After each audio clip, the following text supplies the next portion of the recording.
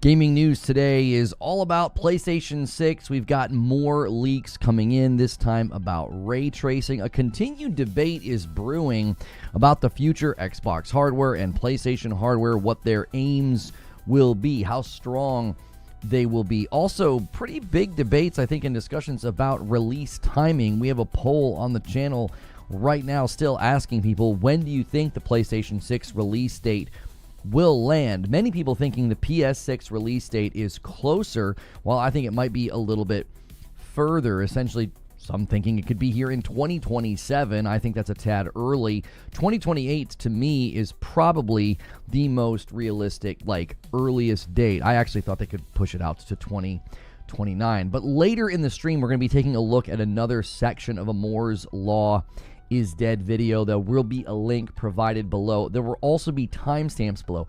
If you are of the habit of watching these shows later, we're trying to make it easier for you to get to the meat of the content. Instead of front-loading the show with a really long show open, or maybe even very quick snippets, we're trying to put those segments about an hour into the show. We're also trying to get funny highlights, clips, or sections that maybe you thought were very good, particularly, debates and discussions. If you like some of those things, be sure to put clips and timestamps in the Discord. We may even do a segment on Friday night where my wife reacts to some of those. Now, that's not the only thing in the gaming news. PS6 specs and the PlayStation 6 leaks are certainly a huge aspect of something that's going on right now, but we also have a discussion about Battlefield 6 skill-based matchmaking. That will be later in the stream as well. We'll sort of look at what they said in an interview, because I am very opinionated about skill-based matchmaking. As a longtime Call of Duty player, I don't really play as much anymore, but I played it a lot back in the day.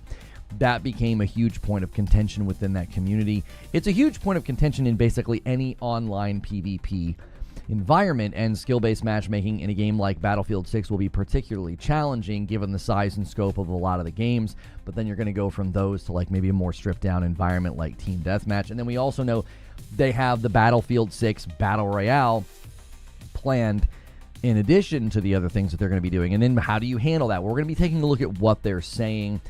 Some of it to me sounds like the same canned answers we always get from these companies, and I've always said skill-based matchmaking is essentially an economic decision that these companies make. They know that if they pad and protect a certain percentage of the player base, they're more likely to keep playing, which is completely understandable. Nobody really wants to play and lose 8 games, 10 games in a row. They're more likely to quit, then they're less likely to play. If you're less likely to play ever again, you're less likely to spend money. Fortnite, Apex, all of these games face the skill-based matchmaking difficulty. There's also some dates that you need to be aware of. There's a demo coming for Hell Is Us on PC and console. There is an upcoming reveal date for Black Ops, the Call of Duty, the next Call of Duty. That's going to be next week, and we do cover those events. I believe there's even a Nintendo event tomorrow, so make sure you're kind of paying attention to all those different dates, and make sure you're subscribed to the channel with that bell button check so you don't miss these shows, you don't miss these discussions. So that's kind of the brief show open. And right now, I've said this a lot, YouTube viewers tend to check out when somebody says this, but this is something that we heavily focus on. Yesterday, we had a huge day of memberships. So a bunch of you got to sample the green room, which is kind of a behind-the-scenes discussion about what we do here and how we do it. That is something that is typically reserved for paying members. So if you like the content and you want to consider supporting directly, click that join button, pick Member Plus for $6 a month. You get into all that extra content. Purple, you guys can do the same thing and avoid all those pesky things that interrupt the show, which I have paused that for now. So good morning, good afternoon, and good evening to everybody. We're going to be pulling up the news, reacting to it, and discussing it. Kind of curious where you guys land on the latest things with PS6. The debate seems to be brewing about whether or not the next pieces of hardware from both of these companies are going to be particularly strong or not. What's the general focus going to be? Gang says, I know we're not really talking about Xbox, but I want to touch on the Xbox hardware. My opinion on this hybrid box is that it just furthers the notion of them going full third-party publisher, and this will be their last quote-unquote console. They make a PC console hybrid. I would assume you can upgrade the thing over time, therefore eliminating any reason to make more hardware. I don't know if it would be modular or upgradable in the future. I believe one of the keys to it being a successful device would be it's like a set package. maybe, obviously, they would allow you to, like, maybe expand the hard drive, maybe the memory, but I can't see them letting you kind of go in there and swap out CPU, GPU, things like that. That is a part of the discussion with the PS6, though, so I think it's completely fine to bring that up. By the way, guys on YouTube, try to get us to 100 likes really, really quickly. You guys absolutely cooked yesterday, and I have to thank some people who already started today cooking. Haseo, Han shot first, and so did you. He beat you, Joker Quinn, and Joker Quinn also gifting a member. We have already kind of surpassed the goal from what we typically do for Friday, which is to have Madam and I hanging out with you guys on a Friday night, and we thought it would be fun to have her kind of react to clips from the show. So if any funny clips happen, be sure to put those in the Discord. Madam could react to those on Friday night, and then if we double the goal, we'll do like an IRL thing on Saturday. You guys seem to enjoy just kind of hanging out with me on a Saturday, as opposed to trying to do community game. Community game night has never really gone that well because we typically don't get like a strong enough turnout, and even when we have a strong enough turnout, not everybody can agree on a game. So hanging out in like a town hall, more relaxed format on like a Saturday is something that we could unlock. So keep those memberships going, whether gifted, renewals, primes, they all add up. I would imagine it's a PC, says Zubair, in terms of software only. I'd expect the hardware to be console-like. Yeah, I don't think necessarily it would be like, yeah, open up the side and like pull out the GPU and like put in a different GPU. I really don't think they would. That would be the goal here. The goal to me would be to, as you're saying, have it be more like PC in software, in spirit, so that it can have all those storefronts, so that it can be, more than a console is kind of the slogan I've come up with it. Like, I could imagine them really wanting to position it that way. Now, PlayStation, on the other hand, I think they're going to continue to leverage what they've been talking about, which is, faster systems from machine learning and AI to give you like a really, really good looking game. I think that's going to be their sort of their mantra, their motto, their identity is going to be more firmly cemented around that than like, oh, we've got to make sure we push resolution in 8K. Like, they may mention it, but I continue to feel like that's a bad way of positioning future hardware. And the debate, obviously, about one being stronger than the other, I think that's just going to be a continued thing, which we did that, last time. I wasn't really a part of that discussion, but there was a huge discussion about, one being stronger than the other. I'm just going to continue to tell people we should probably wait until the devices are out, because a lot of people were completely dead wrong about Series S and the PlayStation 5. So PlayStation 6 versus this Xbox, I forget what it's called, like a Magnus, I can't remember the code name. We've got like the Canis and everything else. It's easier just to say, PlayStation 6. Ika Gang with the super chat says, skill-based matchmaking is a gift to humanity, the more the better. Why do you like skill-based matchmaking so much? Are you being sarcastic? I will gift a member. Here, let me set that super chat goal. Anytime you guys super chat $5 or more, it adds to the goal, so thank you so much for that. The PlayStation 6 or the PS6 sounds like it'll be powerful and more efficient. The debate about power is always going to happen. There are people who think Series X is stronger than the Pro. Well, and does it really matter if the power is not being properly leveraged? Does it really matter if it's not crafted in a way for developers to enjoy it? There's a really great video from Laura Fryer about that, about like the PlayStation 3 being really difficult to develop for, and that really hurt PlayStation. And then seemingly they've learned their lesson.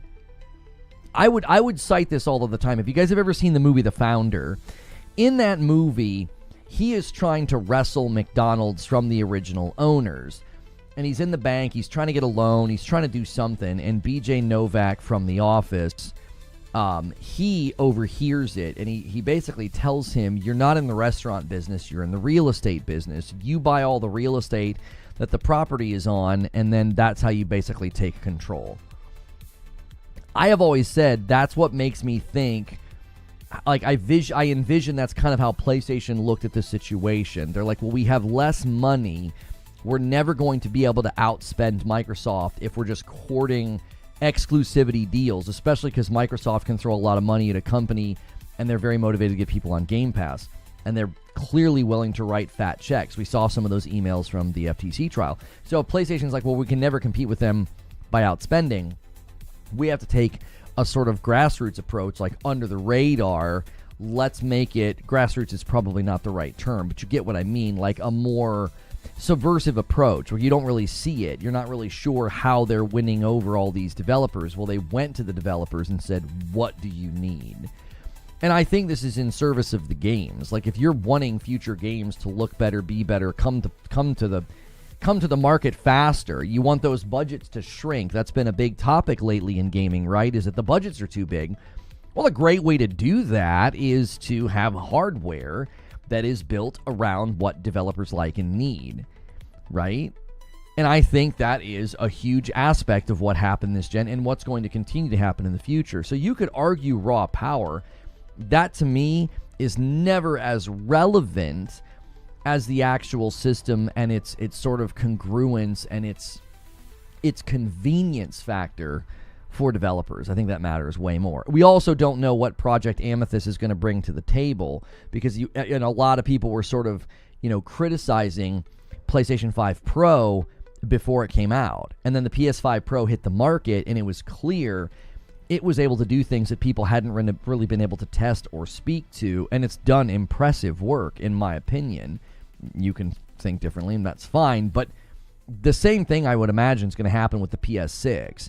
There's going to be technology leveraged, and AI, machine learning, PSSR, things like this is going to be leveraged to get more than just raw power performance out of the box. Microsoft can just buy the companies. They don't need exclusive deals, for sure. Gang says, exactly. I don't think it matters. I think it's all about how the dev utilizes the power. It's a tool, and if you're not using the tool right, you won't get the most out of it. Yeah, you could hand me an incredibly strong power tool, and you could hand my friend a hammer, some nails, and a screwdriver. He's going to be way more effective with less powerful tools because he's a seasoned craftsman, and I'm not. And so a lot of the times I think it does come down to that as well, like what's actually being utilized, how is it being utilized. And I think, to what you're saying, Gangs, PlayStation has shown a much better, I think they've done a much better job showing that, like, they build tools that are then easy to work with, and I think that's going to play a significant role going forward with their third-party relationships. I also have it on good authority, we're talking about future PlayStation hardware, PS6. There is also a PlayStation handheld coming, okay? And Moore's Law has been very reticent to show anything about that. And I interacted with some information in a very similar way. People are being very careful with talking about the PlayStation handheld, given that it is seemingly a really, really locked down secret project, okay? So they're probably not thrilled that the PlayStation handheld is being talked about, and is essentially, known about. So, but the timing of the PlayStation handheld is actually going to be not after the PlayStation 6. I think that's another thing people are getting confused on, thinking it's going to be like some kind of a companion device to the PlayStation 6. That is not actually the case. So, I think that's pretty much all I'm going to say on that. He had his PS5 Pro leak copy striked because he was too early. He doesn't want to deal with that again. Yeah, he's got to be careful with showing stuff. This is true, Rope. Ikagang with 21 months says Activision has data scientists analyzing player behavior. If skill-based matchmaking harmed engagement or retention, they'd remove or change it. It must work overall. Well, right. And if you were... Hang on. If you were here for the show open, Ikagang, thank you for 21 months. And a 20 bomb comes in from Pathalon Phoenix.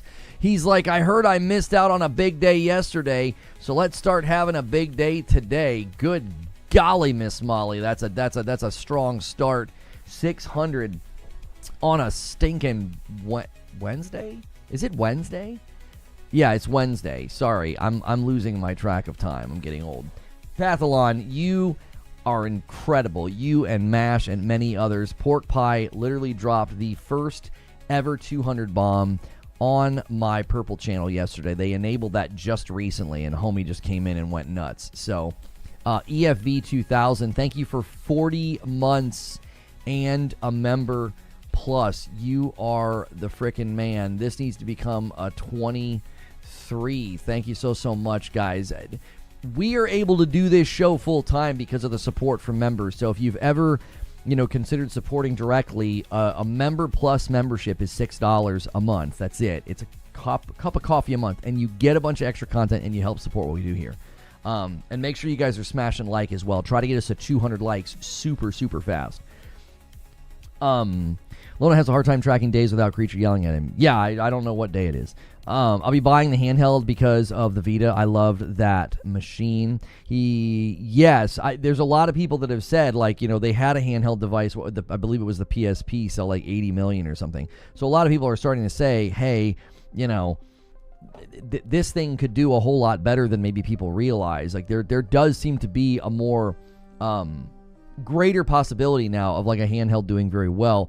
Some of that seed work has been planted by Nintendo, but also, Steam Deck and Lenovo Go and the Asus ROG and now Xbox. I mean, there's a lot of people saying, hey man, handhelds are potentially gonna, have a brighter future than maybe people initially thought. It's Enjoy with 26 months of Member Plus. PS5 Pro is gonna get 120 FPS of the Battlefield 6, looking more and more like the right choice. Thank you so much. Yeah, I mean, a lot of people seem to be really enjoying their PS5 Pros. Contrary to what a lot of people were trying to claim early on. It's really interesting, isn't it? But yeah, you picked up your new glasses. Well, congrats. Hopefully they are stylish and awesome. You're enjoying Liza P. Awesome. Are the tools still not ready yet? Yeah, I mean, that's, I think, going to just be an ongoing gag, right? Let me hang on 1 second. Let's get some of the coffee in the frame there. If you're a coffee drinker, you can use the Coffee Commander. You can go to reforgeroast.com. And thank you, Terminal Stupidity, for 9 months and a Prime over there on Purple. Man, Terminal Stupidity is one of the heavy hitters for YouTube. So Purple, I mean, you may start to be drafting some of the heavy hitters over there for yourselves. Like, you guys have Pork Pie, Wired Rope, and Cardoc Ren. You might have drafted a ringer over there to help fight against the battle against YouTube. We'll see. Terminal Stupidity, man, I appreciate all your support over the years. You're one of the names we throw around. We're like, you better watch out when these people walk in the room. PSP did sell loads, but we can't forget the numbers were massively inflated because people found a way to hack them. Colin and Greg talked about it back and the Beyond Days Beyond. Right, for sure. But what you're saying, though, I don't think, because people could figure out how to hack them, I don't think 80 million is represented by that. Like, by and large, more people in the market are not familiar with or open to or wanting to hack things. So trying to diminish the sales of it by being like, well, people figured out how to hack it, so that's why it sold so well. I would say a percentage of its sales and popularity is probably from that, but like, that seems like too high of a number to be so directly linked. I mean, I could be completely misinformed here, but that seems like a really high number. And the number of people like, hacking iPhones or jailbreaking Nintendo Wiis, that's got to be a small number. You don't sell 80 million units because 5% figured out how to hack. Yeah, the consumer base at large doesn't really do that sort of thing. So to act like, well, that's why it sold so well, I don't know. That feels reductionist to be like, well, yeah, they had a successful handheld. Well, only because people figured out you could hack it. 80 million units seems a tad high for that to be the primary driver, in a market where most people are not doing that sort of thing. I was in high school when the PSP came out. Everyone had one, or a DS. What's good, Derek? I'm thinking about getting my Vita out. Is it true that it's dummy easy to jailbreak or whatever? That's what's being stated, yes, is that people figured out how to hack them back in the day. A VIP from John Always with 47 months says, it's not like they put hackable in the marketing. Double dip crew. My man, double dipping. Thank you so much. It's currently 25-1. We had a knockdown, drag-out fight yesterday. And I believe, Twitch won yesterday. That was actually pretty impressive that you guys won. The PS5 Pro is starting to pay off. Battlefield 6 hitting 120. Wu Chang might have its issues, but it's hitting up to 80. Well, and Wu Chang on the Pro got to kind of glide over some of the performance issues as well. Recently watched a video on Gears of War Reloaded from another channel and found out that there are a lot of discrepancies, basically red flags. What red flags? We don't know much. I mean, what are they? Are they basing this off of like interviews, leaks, trailers? You know, yesterday was crazy. Yesterday was crazy. It was kind of a banner day for the channel. It was kind of a banner day for the channel, and I got to tell you, man, we are greatly appreciative of that when people decide to just go nuts. Chat, GPT, what? The PS5 Pro is great tech, and the PS6 is going to be even better. My continued thought is that as long as they lean on the technology in a way that's enhancing and not like the centrality, I think they'll be just fine. I don't think there's like the low power mode for the handheld, and then there's all the things you can do with the Pro, and then there's all the things you're going to be able to do with the PlayStation 6 and future iterations of PSSR, okay?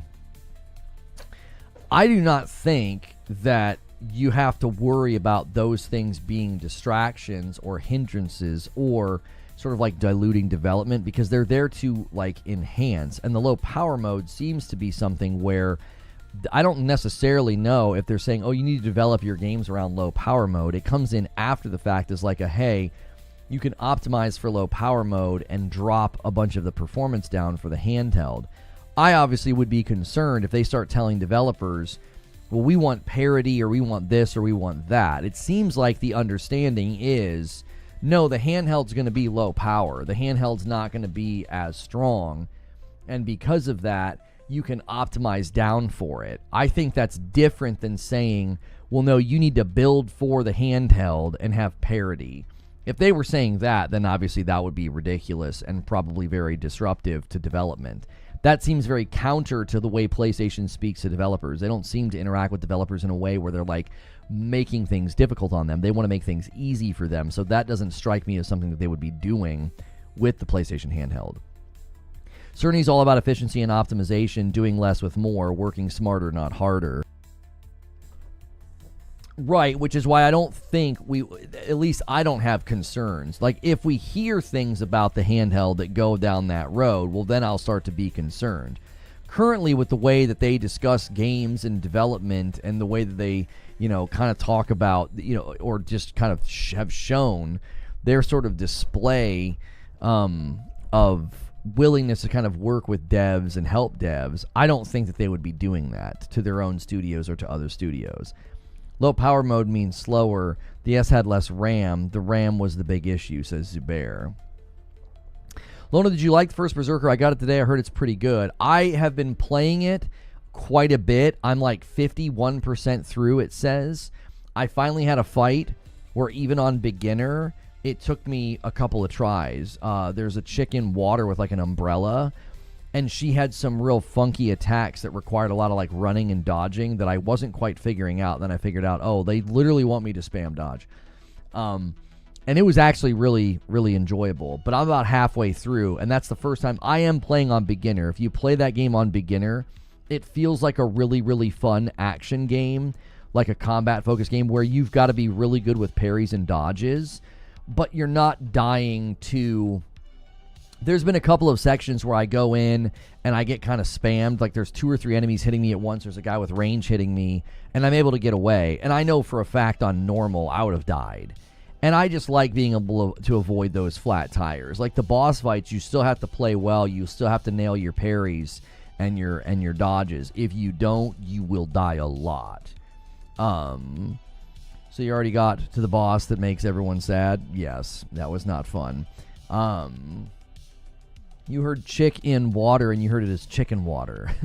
Chicken water. Juice Man with a $5 super chat says, when the PS6 comes out, would it make sense to get one since I have the PS5 Pro already? Well, it depends on timing. The PS6 release date, I mean, we were talking about first Berserker Kazan. The PS6 release date, let's just say it's 2027. Like, let's say it's holiday of 2027. If you just bought a PS5 Pro this year, and 2 years later, you're kind of like, man, I don't really want to buy another console. It's only been 2 years. You would probably be well within your right to say, I'm going to wait. because you're still going to be getting games. There's a period of cross-gen. Now, keep in mind, there typically are launch titles that you won't be able to get. You know, Returnal and Ratchet and Demon's Souls Remake, you couldn't get those on previous gen. They were PS5 exclusives, so there will likely be PS6 exclusives. You know, you'd also be well within your right to be like, well, I'll trade in my PS5 Pro, and I'll be able to get an upgraded console for a couple $100, $300 or something like that. And if that's how you kind of budget and that's how you kind of spend your money, then I think that would be a perfectly legitimate thing to do as well. That's why I'm like, well, 2028, late 2028, to me seems like the right time. Pathalon Phoenix says, I doubt Sony will make games just for the new handheld. So what's the point of it that the Portal can't do? This would be a device that would play games natively. So right now, I can't play games natively on the Portal. I'm remotely controlling my PlayStation, or I'm interacting with cloud games. And the cloud games, due to the terms of service and the user agreements, the EULAs, a lot of games cannot be streamed over the cloud. This is going to pose a significant problem for Xbox's strategy with Play Anywhere and wanting to leverage cloud. They're going to have to get every single second and third-party game and relationship they have. They're going to have to get all those companies to agree to allow them to be cloud streamable. A lot of them, they cannot be streamed in the cloud because of their EULA. The end user license agreement, that EULA thing that we all agree to when we like go into a game or buy a game or whatever the frick, wherever they put it. A lot of companies, I think, are going to say no.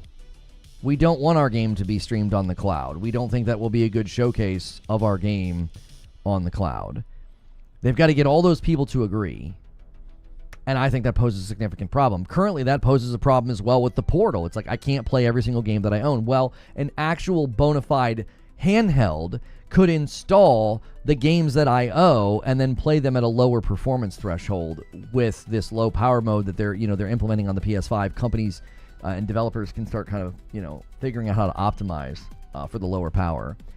Yo, what's good, Nick? He says, I've got the Pro and I'm getting the PS6 as soon as it comes out. I don't agree with the rumored 2027 release date, but I want their latest and greatest as soon as they make it available. There's plenty of people like Nick that are not going to hold back.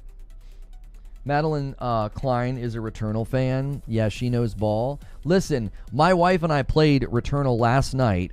We beat Biome 4 and 5 first try. I absolutely loved sharing Biome 4 with her. Like the music, the approach to the boss, fighting that boss with her and winning was like a pretty, it was kind of a special moment for me. I'm like, babe, this is like one of what I think is one of the best boss fights in all of gaming. The artistry, the music, the experience, everything leading up to it that you feel about the character and what you imagine, it signifies and what it symbolizes. Sharing that with her was like really, I think, kind of special. Our guns were so stupid good that it was like after midnight and I was like, we need to go to bed. She was like, no, let's keep going. We'll beat Biome 5. Our guns are really good. So we beat Biome 5. I had to suspend the run, so I'll still have my gun for Biome 6. She'll come in and have her correct health and weapon proficiency, but she won't have her gun. And we'll have to get her one for Biome 6. So we're setting our sights on beating Biome 6. So MBG says, latest PS6 leaks claim Sony will be looking to release a very powerful console equivalent to a Radeon RX 9070 XT, but at a price point you wouldn't expect, maybe, not $800, $900, or $1,000 device. The leaks also claim Sony is still targeting a 2027 release. I really feel like PS6 release date's 2028. Everything in me says 2027 is too dadgum fast. They got halfway through this gen and they're like, we're 4 years in. The next half, we're going to enter in the latter half of the gen, not latter stages, as was lied about by so many outlets and publications that think misquoting, companies is a fair play. Because that's your only way of getting relevancy, I guess, is to falsely claim, like just put false quotes in your headlines. It's a quick way to dig your own grave, I guess. But the PlayStation 6 to me is 2028. That just seems way too early. Duke, thank you so much for renewing over there. 28 months on Purple. Purple put up such a valiant fight yesterday. You are trailing today in the battle between the platforms, but you never know who might come in and start dropping bombs. So make sure if you are watching on Purple, you're hitting the follow button. Use your primes. Check your primes. You got to do those manually every single month. And then over there on YouTube, you guys can check your renewals as well by hitting the $. Pathlon Phoenix says ending of 2027 might be announcing. That's what I'm thinking. Is they would announce it end of 2027, and then you release it sometime in 2028. I don't know. Is Wukong becoming the new genre? Yo, Kardak Ren drops a 10 bomb for Team Purple. And he said, my ears are buzzing. Lono said my name earlier. I did. I said your name. I said we've got some heavy hitters for Purple. You got Pork Pie dropping the first ever 200 bomb. You got Kardak Ren regularly gifting as well as Wired Rope. So thank you guys so much for those gifts. Be sure to thank the people that gift the members and consider paying it forward in the future. I don't think Wukong is a new genre. I think Wukong sort of did something that we've seen a lot of companies do, which is take inspiration from, FromSoft and other Souls-like games, challenging games, and they made a really, really great game in Unreal. I just wish they would have done a better job optimizing for console. It's a bummer that still has not been, rectified. I don't know if they're ever really going to set their sights on that. I don't know. I thought maybe bringing it to Xbox would help in that regard. Maybe they would kind of comb over the console optimization and come up with some tricks that would then benefit, all consoles. Kardak Ren has gifted a total of 343. Yeah, 343 Halo fan confirmed. There you go. Thank you so much, Hilly, for that.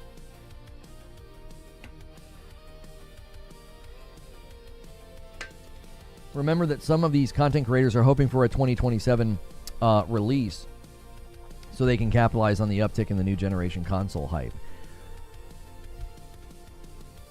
I mean, as a YouTuber, I certainly know that the PS6 will be good for me to cover and talk about and look at trailers and look at leaks and things as we're doing today.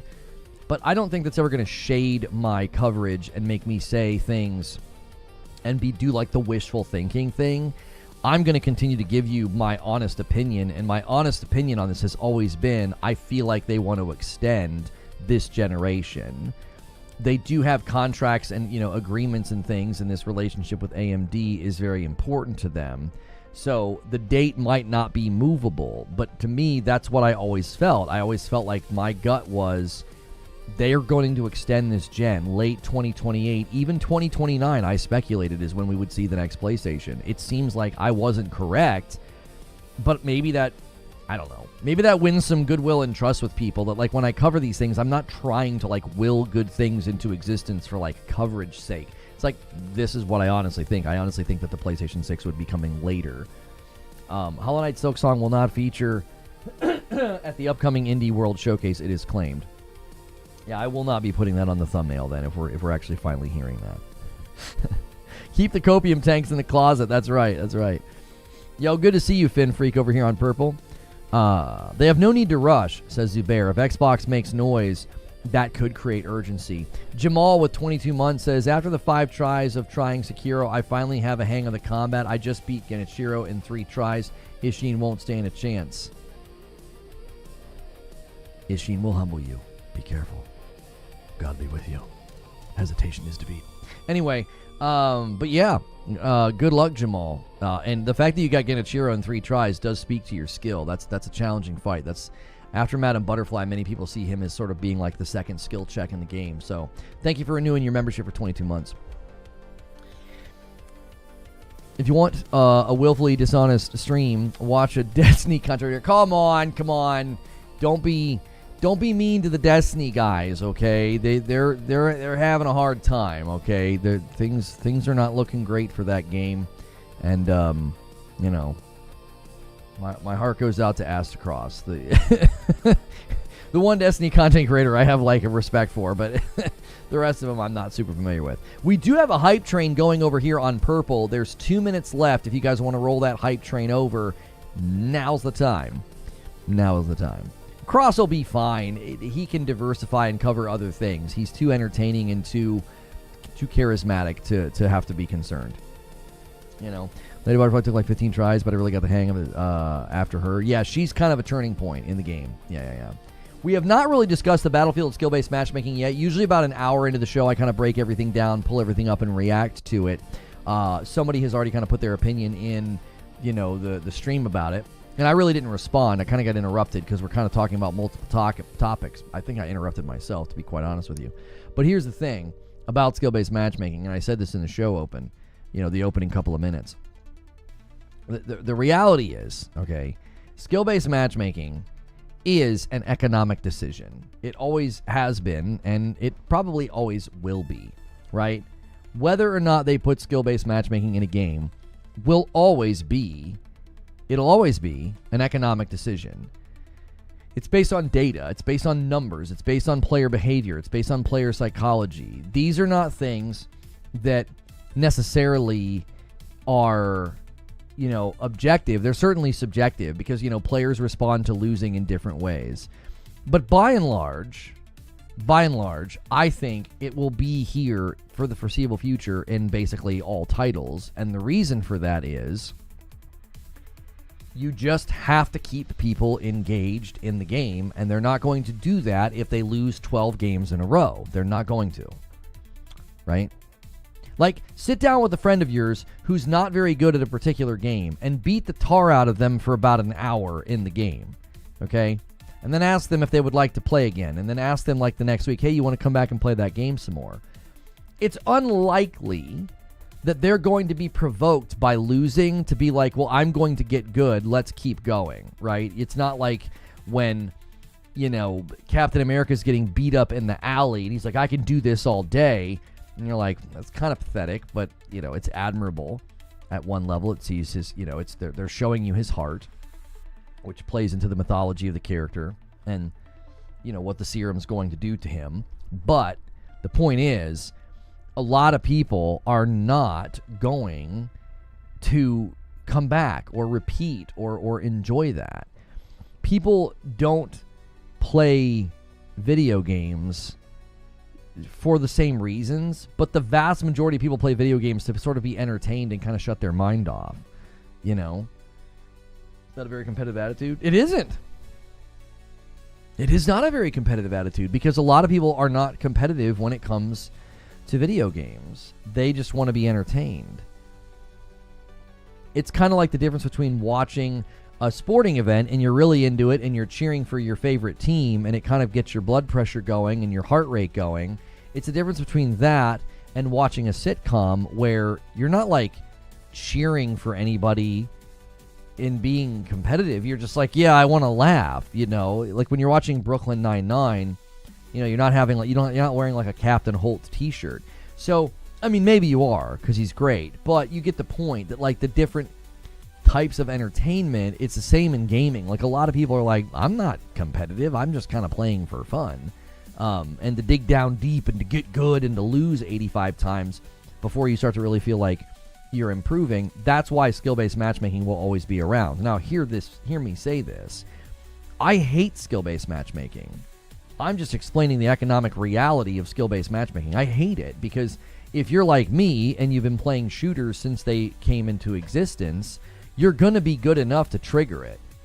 All you got to do is be moderately proficient at the game. I'm not great, but I'll put up like a 1 to 1.5 kill-death ratio. That means I'm getting a kill 10 times and I'm dying 10 times. Like, it's pretty even keel player, right? I'm holding the middle of the pack, okay?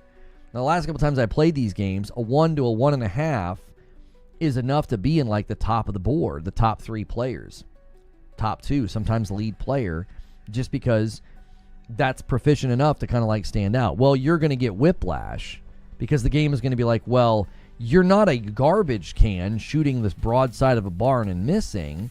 You're a player of skill. It doesn't know what skill. It just knows you're a player of skill. And then it throws you into lobbies that are really unfun. So what generally happens is people like me quit because we don't like the game enough to put up with that. We're not bad enough to be protected by skill-based matchmaking, and we're certainly not good enough to rise above it and to compete and have fun. We're just going to kind of get whiplash of, I'll be in a lobby, I'll do moderately well, and then I'm in a lobby and I get crushed, right? What's good, Feed? I see you in the chat. So we just kind of walk away, but it's an economic decision because the company says, well, more people are continuing to play than quit. More people are continuing to play than quit, and that's the ticket. If they crunch the numbers and skill-based matchmaking keeps more people in the game, then they consider that a win. They consider that a worthy endeavor. By the way, guys, we've not even been live for an hour yet. Let's try to get to 200 likes on YouTube. You guys are crushing it, by the way. We will be talking about the PS6 leaks. There were new PS6 specs that leaked. We're going to be covering that shortly. We're also talking Battlefield 6 skill-based matchmaking. I've got some information on it. We'll be looking at what was said. So we appreciate you guys so much. I agree the biggest problem with Bungie Crucible and the teams are horribly unbalanced. Skill-based matchmaking will probably be in Team Deathmatch, those niche modes, not the traditional Battlefield modes, because it has 32 versus 32. Well, you know, it'll be hard to say that if it even takes effect in saying losing 12 in a row. I mean, I've seen some stuff. They're saying that, you know, they're going to put bots in the lobbies if they don't have enough players. And we know they did that in Fortnite, and we know they use the bots in particular to make it seem as though, you know, everybody has a chance to get some kills. So there is the possibility that, you know, the Battlefield 32v32 mode ends up mimicking a lot of what we've seen in Fortnite, where you'll have absolute bot squads running around that are garbage, you know, so that way some people that might not be very good can get kills. Because I think the question they're going to have to analyze in Battlefield 6 gameplay is, will people put up with losing longer as long as they are having fun? Does that make sense? Like, losing in a game like Battlefield, if you're in like one of the more traditional modes like Conquest and all of that, I think that as long as you're not getting absolutely shellacked, I think people still have a good amount of fun even when they lose. Now, obviously, you don't want to see that zoom, bang, defeat pop up 15 times in a row. That is going to be a little demoralizing. You're going to be like, well, good golly, like, you know, I'm having fun, but man, one win would be nice, right? So you certainly have to consider that, I think, in the grand scheme of things. Like, how can they ensure that somebody doesn't have that experience? Thank you for 17 months. QL says, oh, I've been here 17 months. Well, thank you so much. You are on a gifted member. So if you're paying for that on your own, that member tier is $5. That's designed for gifteds. You want to bump up to Member Plus at $6. So everybody check that upgrade command if you haven't done so already. And also make sure you've gone through the ritual of smashing that thumbs up button. It helps this video find more folks, and we appreciate all of you that so faithfully do that whenever you guys come in. I tend to have a lot of fun in Conquest even if I'm losing. Yeah, they're going to have to run their own data to determine how much do you need to protect the potatoes. The guys that come in, and man, they're just happy if they get 2 or 3 kills a game, dude. They're just there shooting and laughing and riding and stuff and getting in a jet and blowing up, you know, whatever.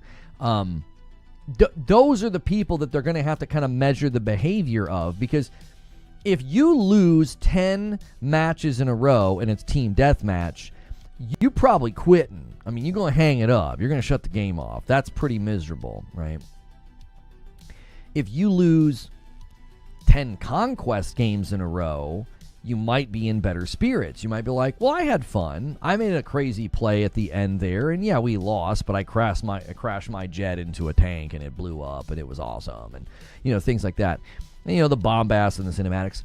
The cinematic nature of the game, you know, may keep people in a better headspace even when losing. Love the classic Zelda shirt. Oh, thank you. Thank you. I was going to wear, I had like a blue Iron Man shirt on this morning, but because I've lost weight, some of my shirts fit me and they look kind of weird. I was never particularly large. I wasn't like I was like obese and lost a bunch of weight. Congrats to anybody working on that. But shirts fit me weird now because I've lost, you know, somewhere around 15 to 20 pounds. With 32 player teams, I don't want a single person who would be dead weight that they lose 10 games in a row. Well, you got to figure out, though, what to do with these people. What do you do with them? They're bad players, man. What do you want them to do with it? You think they should just put them in bot lobbies? Yo, what's good, Mike and Mike? Good to see you. You're the one that's going to be in town soon, right? I think you DM'd me. I think that's you.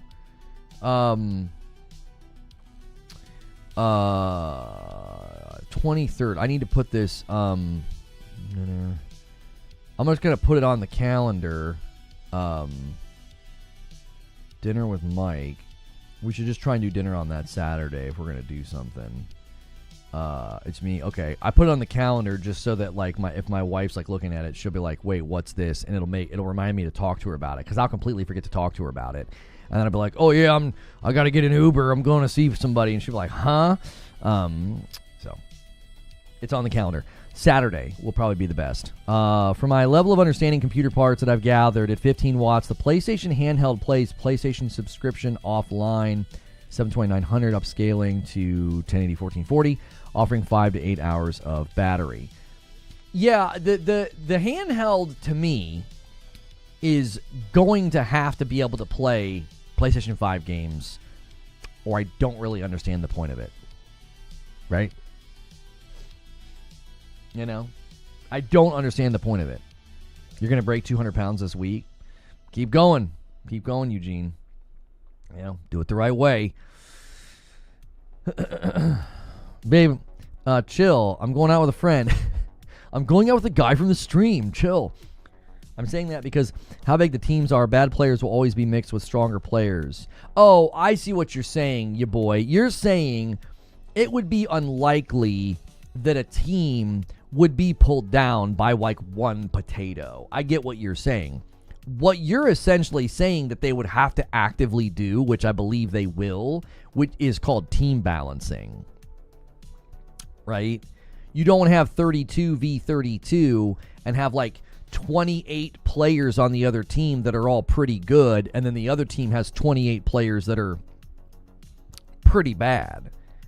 You know what I mean? If you're on a team and you're decent and you got 20 something players on your team that are garbage, you ain't going to do much. There's not much you can do. So they're going to have to do team balancing. There it is. Thank you so much, Q. I'm not sure how to say your name, Qul. Upgrades count as a double, and that's an upgrade to Member Plus. Man, if I could get 10 of those a day, I would be thrilled and elated. That is a goal that, honestly, we should have. 10 upgrades a day on YouTube, and I'll do something. Good golly. QL?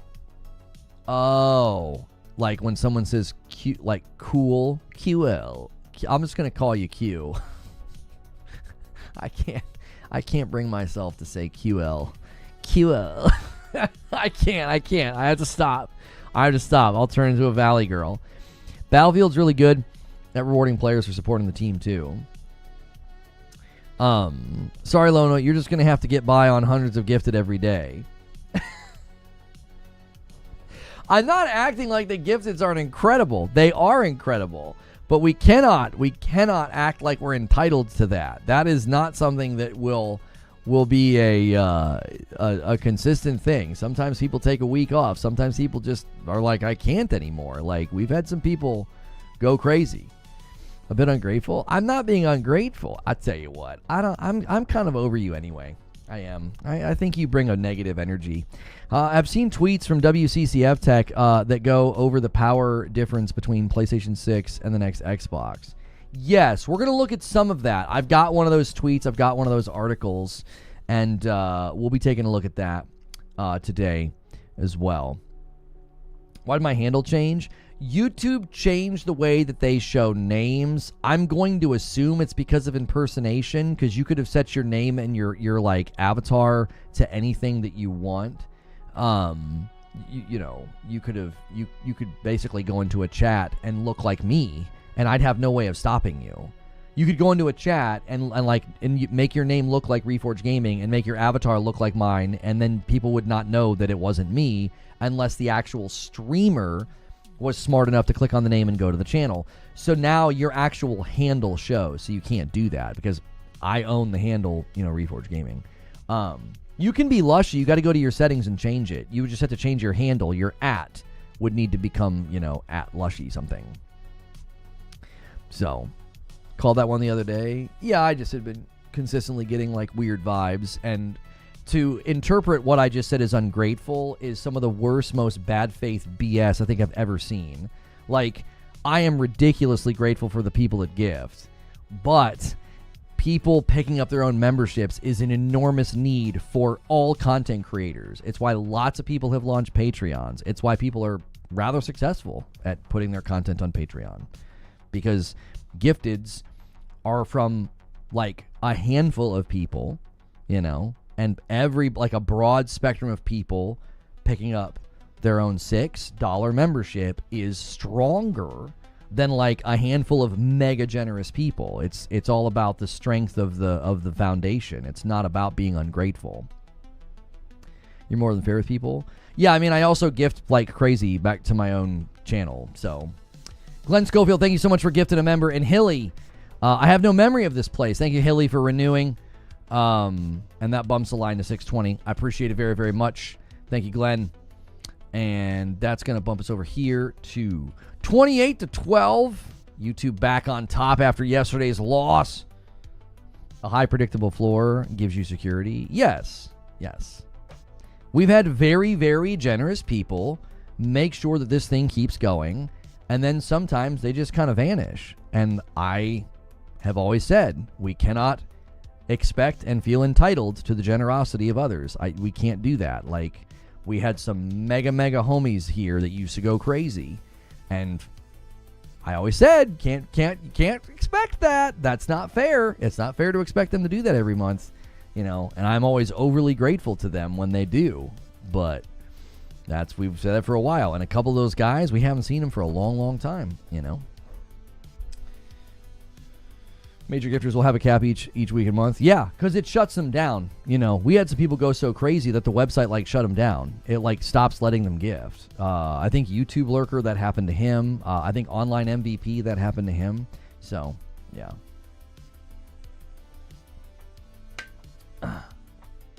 Kuel doesn't just upgrade but gifts 5. Does both. Doing both. I appreciate that so much, Kuel. And I'm going to consistently continue to say Huel now that I know how to pronounce it, and it sounds hilarious. Paying it forward. Thank you so much for paying it forward. Alex says my bank shut me down. Yeah, Alex was somebody who got shut down. Yeah, it just stopped him the one time. Yeah. And the gifters know exactly what I'm talking about. I don't think anybody is taking offense that goes crazy in gifts, like Mash or Pathalon or Pork Pie are not well, he's pretty ungrateful. It's no, that's not how you would interpret those comments. Unless, of course, you were, in here trying to grift for clips or negative energy. So, shut that down.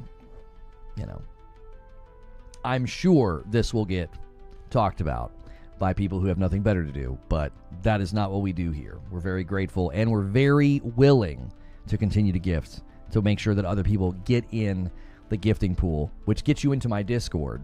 So, your entire point is I don't want these people to feel obligated to keep gifting.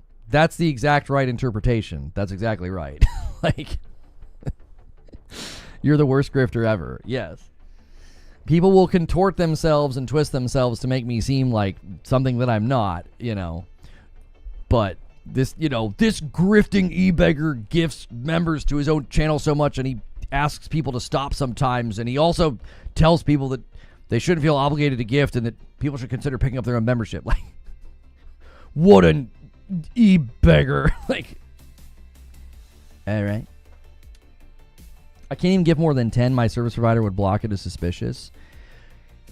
Yes. Yeah, especially if you just started randomly doing it. 100%. They'll be like, what the heck are you doing? Or maybe your wife would. Maybe your wife or girlfriend would be like, what are all these charges to Google? Perfect Image says, components for the PS6 handheld going to be the 15 watt. If Sony were to go 25 to 30 watt, it would be the sweet spot, but Sony is sticking to 15 watt. Local streamer trying to feed his children, FBI involved, film at 11. That's right. That's right. What an evil man. Just the worst. I'm diabolical. Could we get 24 more likes on the video? All right, let's get back on topic. Let's get back on topic here. So we've got the PlayStation 6. We got new leaks. We're going to be looking at another video here shortly for Moore's Law is Dead. We'll be taking a little peek at that. So if you guys are getting hit with those, Wilbur, can you let me know if they're ever side by side? I got a cool little alert the other night that they were supposed to be side by side. I'm not getting those alerts anymore. It was literally for like a member stream. And they must be rolling it out, and we had it, and now we don't. So maybe it's glitching and not working properly, so they turned it back off. I don't know. So, yeah. Anyway, I will pause that again for you guys. So, yeah, we got the PlayStation 6 thing. We got the Battlefield 6 skill-based matchmaking. We've got information about, not those. Okay. Well, they said that they were going to be, Wilbur, but it was only one stream. One stream said that to me. I screenshot it. I sent it to Creature. I was like, hey, I think we're getting side by sides. And I've not gotten the alert since. They literally did a survey this morning. They're like, we noticed that you're not running or you're commonly disabling automatic those. Why are you doing this? And I was like, I want them to be less intrusive. Like, don't expect live streamers to run that when it's like, and you know, guys, my point is buy Coca-Cola today. Like, you don't want a live stream to be interrupted like that. Like, put them in the dadgum chat. I don't get why that. I don't know. We have really tried to just beat that into the platform's head that it's got to be non-intrusive or it's not going to work. But they don't seem to get it.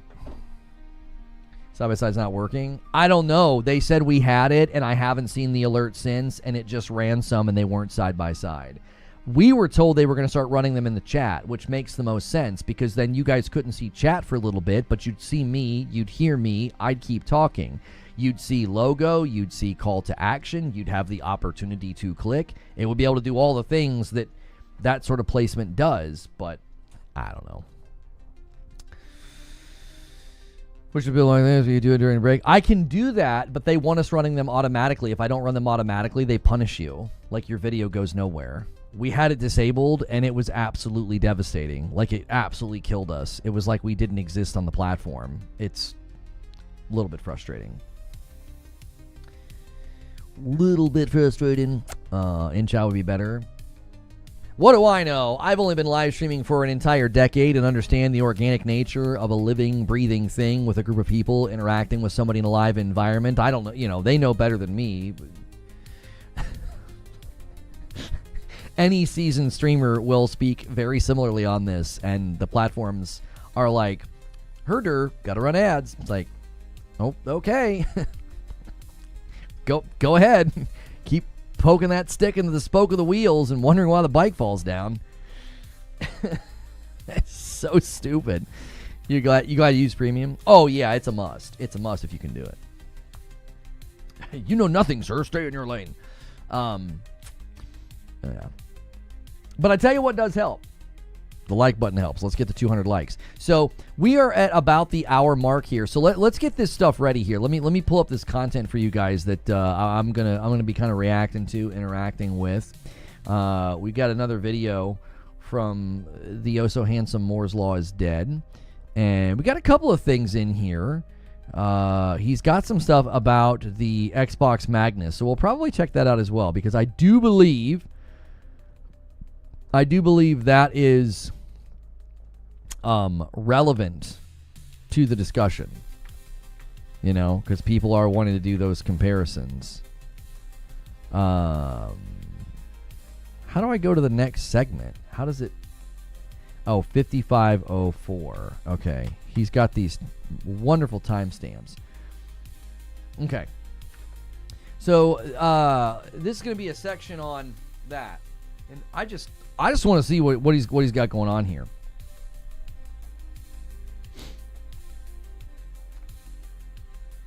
I don't know if I'd say handsome. More cherubic. Wait, what kind of a word is that?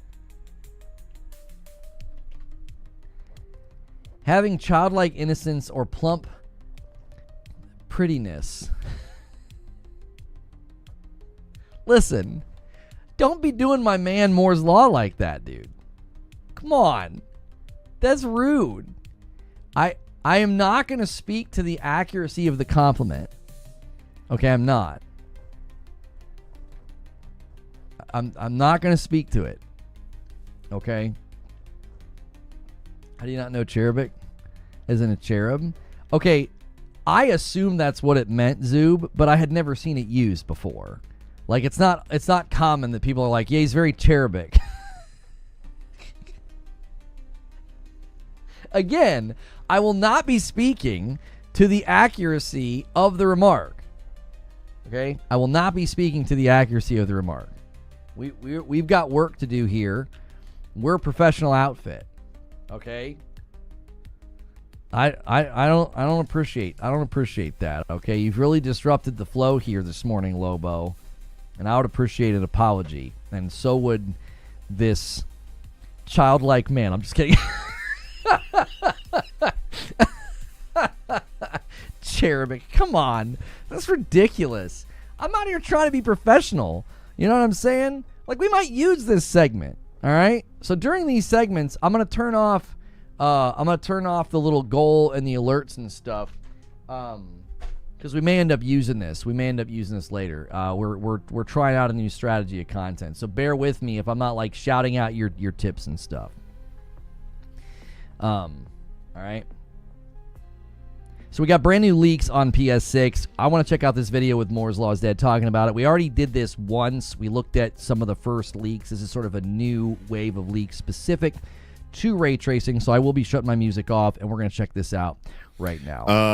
All right. So I want to move on now to the PlayStation 6 because I think it tells us a lot about how, like, maybe AMD and Sony see how we're going to scale performance in the future for gamers. And okay, so before I even get into the video, before I even like hear what he has to say, I have not pre-watched this.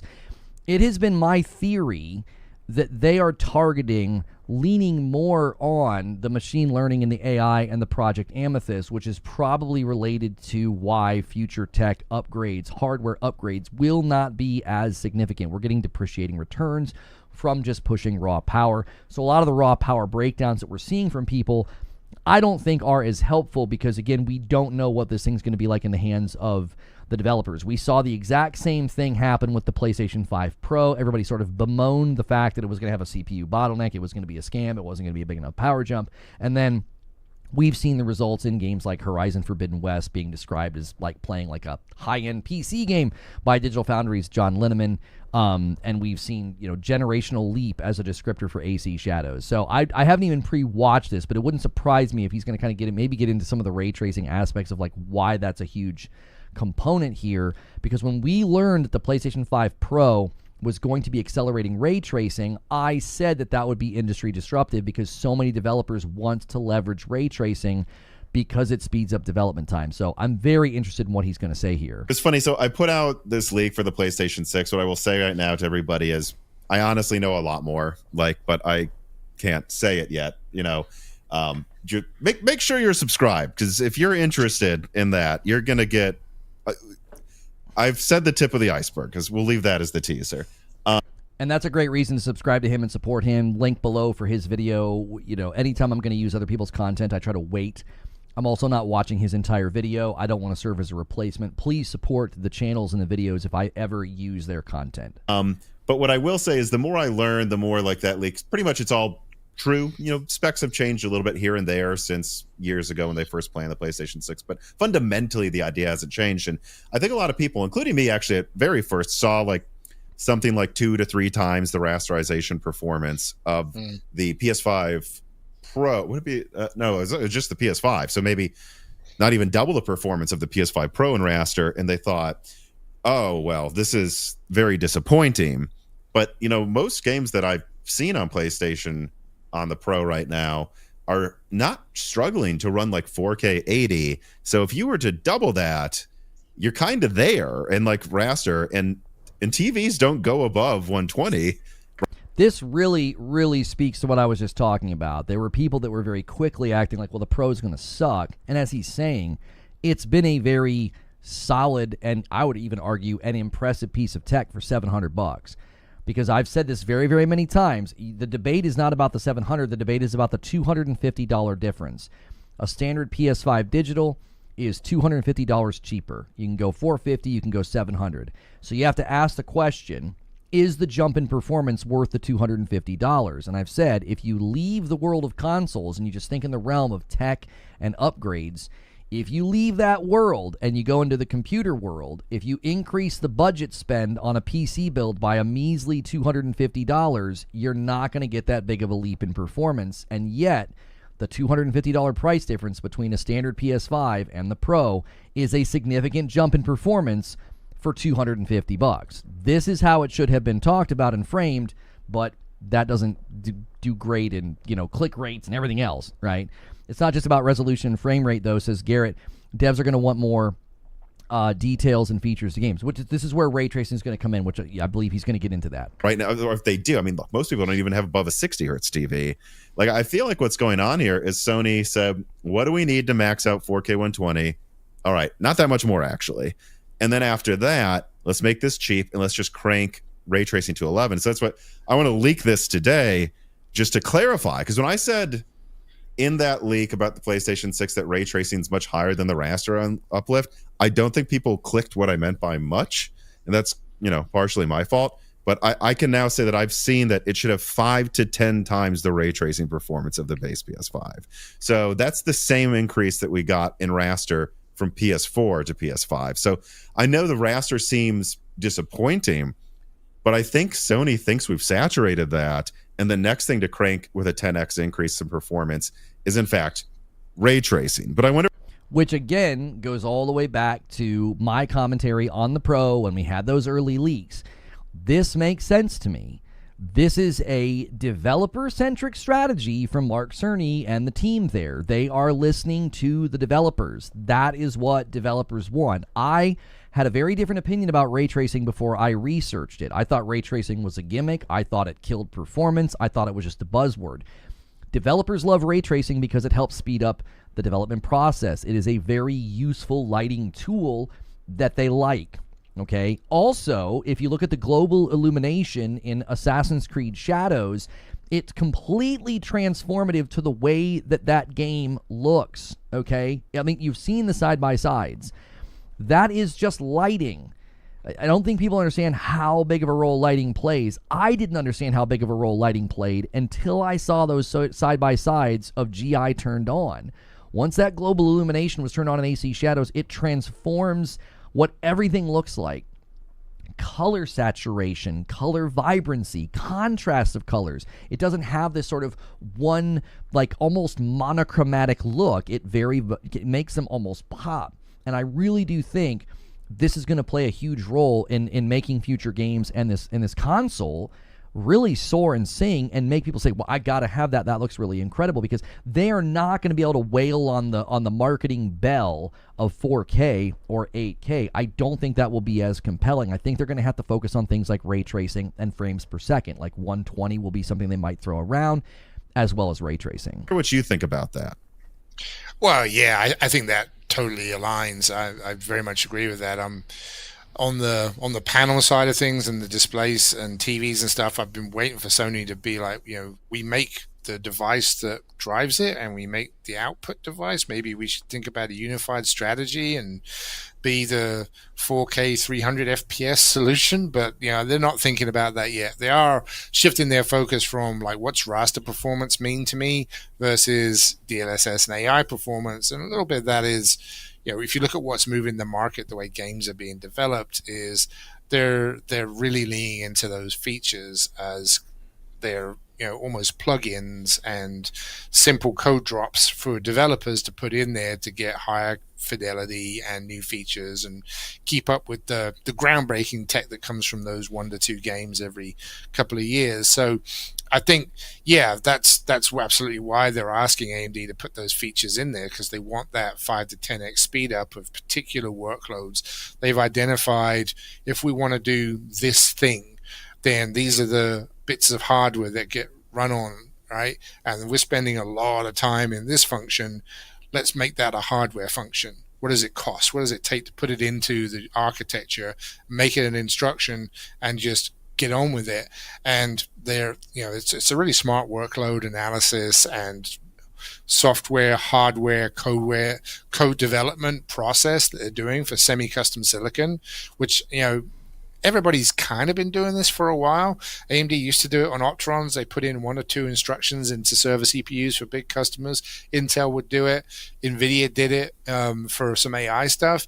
But I think this is the deepest level we've seen in these mainstream products of software, hardware, co-design, where it's really going to go to everybody, which is, I think it's exciting. And what he's talking about there, I think, really speaks to how this serves sort of a two-prong strategy. Is you can get more out of a more moderate bump in the hardware. That helps keep costs down for consumer, and that's good. But then you're also on the other side of this coin is you're giving developers what they've been asking for. You're giving them more in these features that he just talked about. How if you want to put ray tracing in your game, there's a very limited amount of ray tracing, suite of features available on the standard consoles right now, base PS5 and Series X, right? That then you see soaring and sort of singing when you can turn those features on. I think the greatest way to show this is with Assassin's Creed Shadows. You look at it on a base PS5, you look at that performance mode, and then you look at the performance mode on the PS5 Pro, just being able to turn on global illumination makes the game sort of sing. And that is where putting something like this in the hardware that speaks to the developers makes the games look really, really good, but you're also able to keep costs down because you're focusing on features that are more about sort of enhancing. And I agree with Moore here, Moore's Law, on the idea that they're so close to a performance threshold, they don't need to go much further beyond 124K. We don't need to go beyond that. It's time to start focusing on other things that makes the game look really pretty. Would you rather have, double the frame rate in Assassin's Creed Shadows or global illumination? If I showed you a side-by-side image, people would choose global illumination every single time, because once you're at 60, jumping to 120, yeah, that's great in competitive shooters and guys that really want to push things on PC with mouse and keyboard. They want to kind of whip the camera around really quickly. But in general, I think 60 is very, very sufficient for most people. So if they're able to get to 4K 120, it's time to start focusing on the things that will enhance total image quality as well as just immersion into a world. When the lighting and the shadows look realistic, it feels more impressive. I've continued to say that AC Shadows is one of the best looking games that I've looked at this gen. I think it is gorgeous, and a lot of that is because of the global illumination. Yeah. And it's I appreciate him agreeing with me, by the way. He just said yeah, so thank you, Moore. I've seen it's really funny because I've seen some people anytime you leak or talk about consoles, the fanboys just I think I remember, so every now and then I'm like, man, PC fanboys are almost as bad as console. No, they're not. And every time a new generation comes out, I'm reminded there is quite a difference between them, quite a different breed. But they're like, this sucks, this is not going to be stronger than a 5080, and I'm like, yeah, it might be about as strong as a 5080 in raster, I guess. We'll have to see how good RDNA 5 really turns out. But do you guys understand that a 5080 saturates a 4K 120 screen to a crazy degree, and that this is a console, and that if Sony can give them 4K 120 locked, I don't think there's anywhere else to go, especially when we're seeing I want to shout preach. I just want to shout it. Preach. This, the idea that you're going to have this thing in your living room cranking out that level of performance, and you could have this thing in your living room in the next 3 years for what we're hearing, a more reasonable price, somewhere in the $500 to $600 range. That's absurd. It's absurd. People need a reality check. If you're getting that level of image quality, fidelity, and performance in your living room with a plug-and-play device for $500 or $600, people are obsessing over things that truly don't matter. This is going to be, I think, a huge, huge leap for people, especially the number of people that are just going to be accustomed to 4K 60. That 4K 60 is fine for them. That's going to look incredible. They're going to be like, this is the future, man. I really do think this is where the discussion needs to go. Too good to be true, says 187. I don't think so. We're already getting pretty impressive levels close to that on a PS5 Pro. I don't think it's too good to be true. Eugene says, imagine what Naughty Dog, Santa Monica, and Insomniac could do with bespoke device if they have total optimization access that can reach 4K 120 power. Imagine. Look at what they did with the PS4. Look at what these studios did with the PS4. Look at how Ghost of Tsushima is praised for how good it looks even to today with its art direction and its performance. Look at The Last of Us Part 2. And how impressive that game looks. Look at Spider-Man 1. These are developers that were able to do that on a PS4. You know, Tony Stark did this in a cave with a box of scraps. Like, that's the meme here. Imagine what these studios are going to be able to do with bespoke hardware that they are building for. This is why Herman Hulse said our tentpole titles are meant to show off the hardware. This is why I don't think you're going to see these titles jumping to other platforms. Look at the investment. Look at the technology they're investing in. This is all meant to show off the hardware because Sony is a hardware company at their heart and their soul. People refusing to upgrade from PS4. So if you saturate 4K 120 after that, and by the way, they'll have FSR like 4.5 to help them too. Once you do that, I think they want to make these things as cheap as possible so that people throw away their PS4s, because that's a huge problem for them. And again, yeah, maybe 5080 in raster, it could be 5090 in ray tracing. I mean, and that's quite a convincing product at $500 to $600, I think. Well, I did not pre-watch this. Do you see? Like, he is right on the same wavelength that I am on about this. Like, to have this in your living room for $500 or $600 in the next 3 years is crazy. He's coping on Hopium. It's DOA. Why would it be DOA? He's looking at the actual sheets. He's looking at the actual data. What on earth would make you say that the console's DOA? That sounds like, you know, fanboy talking points. This man's informed by the actual tech and the actual sheets and the actual info. I mean, that doesn't sound like you're basing anything off facts. That sounds more like you're doing like the tribalism thing.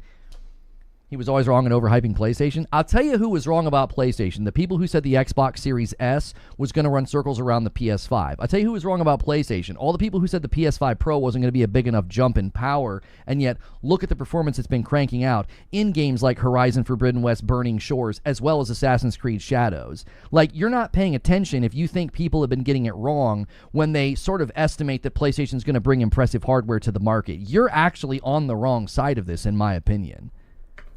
Yeah, I think under 900, that's a very convincing product. Oh yeah, yes, so it will be if it's that cheap. But I agree, even below 900, they could probably try to justify it. On the subject of price, I think they're going to have a really hard time pushing price beyond the Pro, because if this is the base model, it has to be competitively priced. Even though people are going to be like, well, they don't really have competition anymore.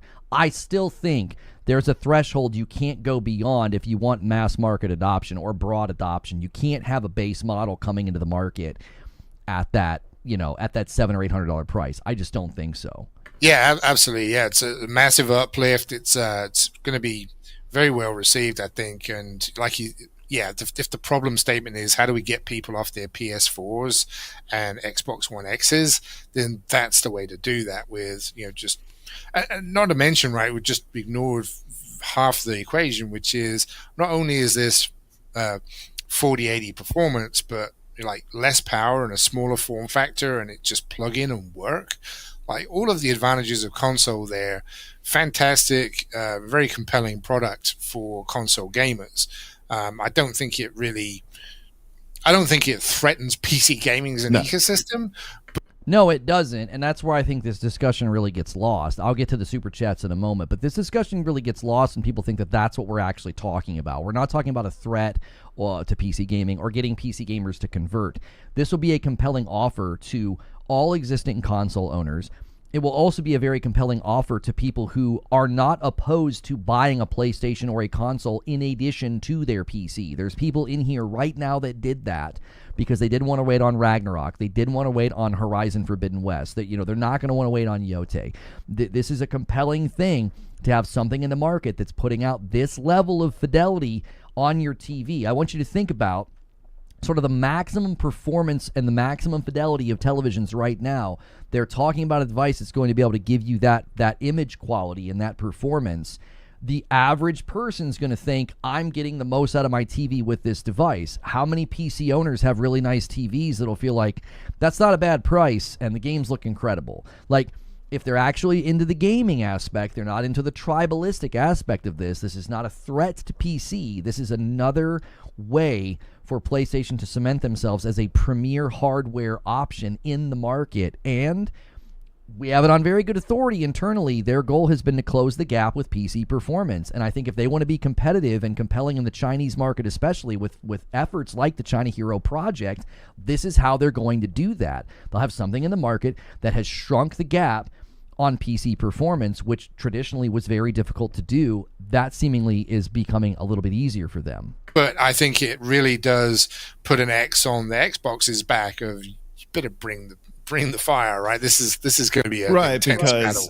battle. Magnus looks to have better specs, at least as far as I could tell so far. There's always the secret sauce, and you never know if there's some special feature, but on paper, it seems like Xbox Magnus is stronger. But if we're being honest, my guesstimate, based on what I know about what's probably going to be the final specs, is it's like 30% faster. So this is a big check on them. Like, if Xbox Magnus comes out and it gives you something around 4090 performance, but Sony's over here with like 4080 super performance and it's 500, Xbox can't get away with trying to charge 800 for this thing, right? And that's another part of this discussion that I think people are not considering, because they're comparing like Magnus specs to this specs. Number one, I anticipate the Magnus being stronger on paper because everything we know about it, its goal is not to be competing in the market with PlayStation as a console any longer. It's going to be some type of a PC hybrid of that nature. If you're going to make a device like that, it's going to have to be stronger. It's going to have more raw power. If you're going to be sideloading Steam on this device and you want it running a good portion of the PC games that are out there in the market, the vast majority of them, you're going to need something that has a very reasonable or even more power than your PlayStation 6. You also have to consider the fact that Xbox has very much said the future for them is making sure that Windows is the largest gaming platform, so this device will be seen as a Windows gaming device. And when we look at the prices of this Asus ROG Ally X coming to the market very, very soon, you can see that Xbox will not be subsidizing these and having these things marked down. You'll be paying a premium price for this device. I think it'll be worth it, because I think it's going to offer quite a bit that we don't presently have. I want you to imagine a future where you have like a PC console in your living room. I'm playing Steam easier than ever before on my television, and I also have a PlayStation 6 running crazy levels of performance for their first-party studio games and leveraging the tech there, and then I'm able to play all those Steam games. That's a great future in my mind. I think people need to quit with the sort of like console war, because there is no console war anymore. Xbox is not trying to compete with the future PlayStation. They are trying to have a cascade of access points, Fire Stick, smart TVs, tablets, handhelds like the Asus, and this PC console hybrid. Their goal is not to do some sort of market disruptive thing where they have like this PC console at a premium price, and that's going to somehow undercut what PlayStation is doing. They have conceded that they're not competing anymore, so the constant battle with fanboys is wasted effort. I don't think you're seeing the future for what it can be and how great it'll be, but I don't see these devices as competing with each other. I think more interesting than two competitors racing to win by 10% at $1,000. I don't really think anyone will notice that difference, to be honest. Yeah, that's right. I completely agree. And the backstop of this is you've got families and consumers that are getting this $1,000 fatigue. It's $1,000 for a phone. It's $1,000 for a GPU. It's $1,000. Everything's $1,000. It'd be quite a zig when everyone else is zagging if they did this next gen. Right. So do you follow it, or do you go the other way? And I think Sony is signaling they're going the other way, but Microsoft might chase them. We'll see. It's going to be a very different console war this time around, and I'm looking forward to it because I'm ready for a new console too. Yeah, it'll be a lot less boring than guys, come on, stop arguing over 10 to 20% teraflops, and that's not it's like he can see the chat right now. It's like he's a prophet. It's like he knows that people will debate the finer points of teraflops and power and performance. And did that matter at all this gen? I don't think that it did. Did all the claims and the bluster about the PS5 Pro, did that matter? No. The facts are the facts. Like, these discussions are always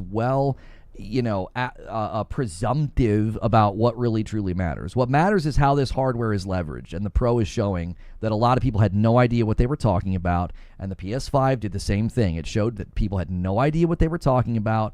All that claims, like the Series S is going to run circles around it. Yeah, the same people that are saying that were saying those things are doing the same thing this time, and it's just a lot of bluster, and there's not a lot of thought behind it. I want different devices like that try to do different things. That's like real market experimentation there. And I also think like this Canis console, which from what I now know a lot more about that as well, which is for a handheld, so he's going to get into the handheld now. So I'm going to kind of just end it there, the reaction there. So again, I'll have a link below if you guys want to see his entire video. Make sure and support that. I think this shows a good future for different devices in the market that have very different approaches. And I just like that PlayStation's continuing to push the things that I know developers are asking for, because I think that's continued to be the difference this gen. It will continue to be the difference in the future. Giving the developers what they need and what's going to help them build better games is going to continue to have magnetism in the market and make PlayStation's platform, I think, very appealing to me as well as others.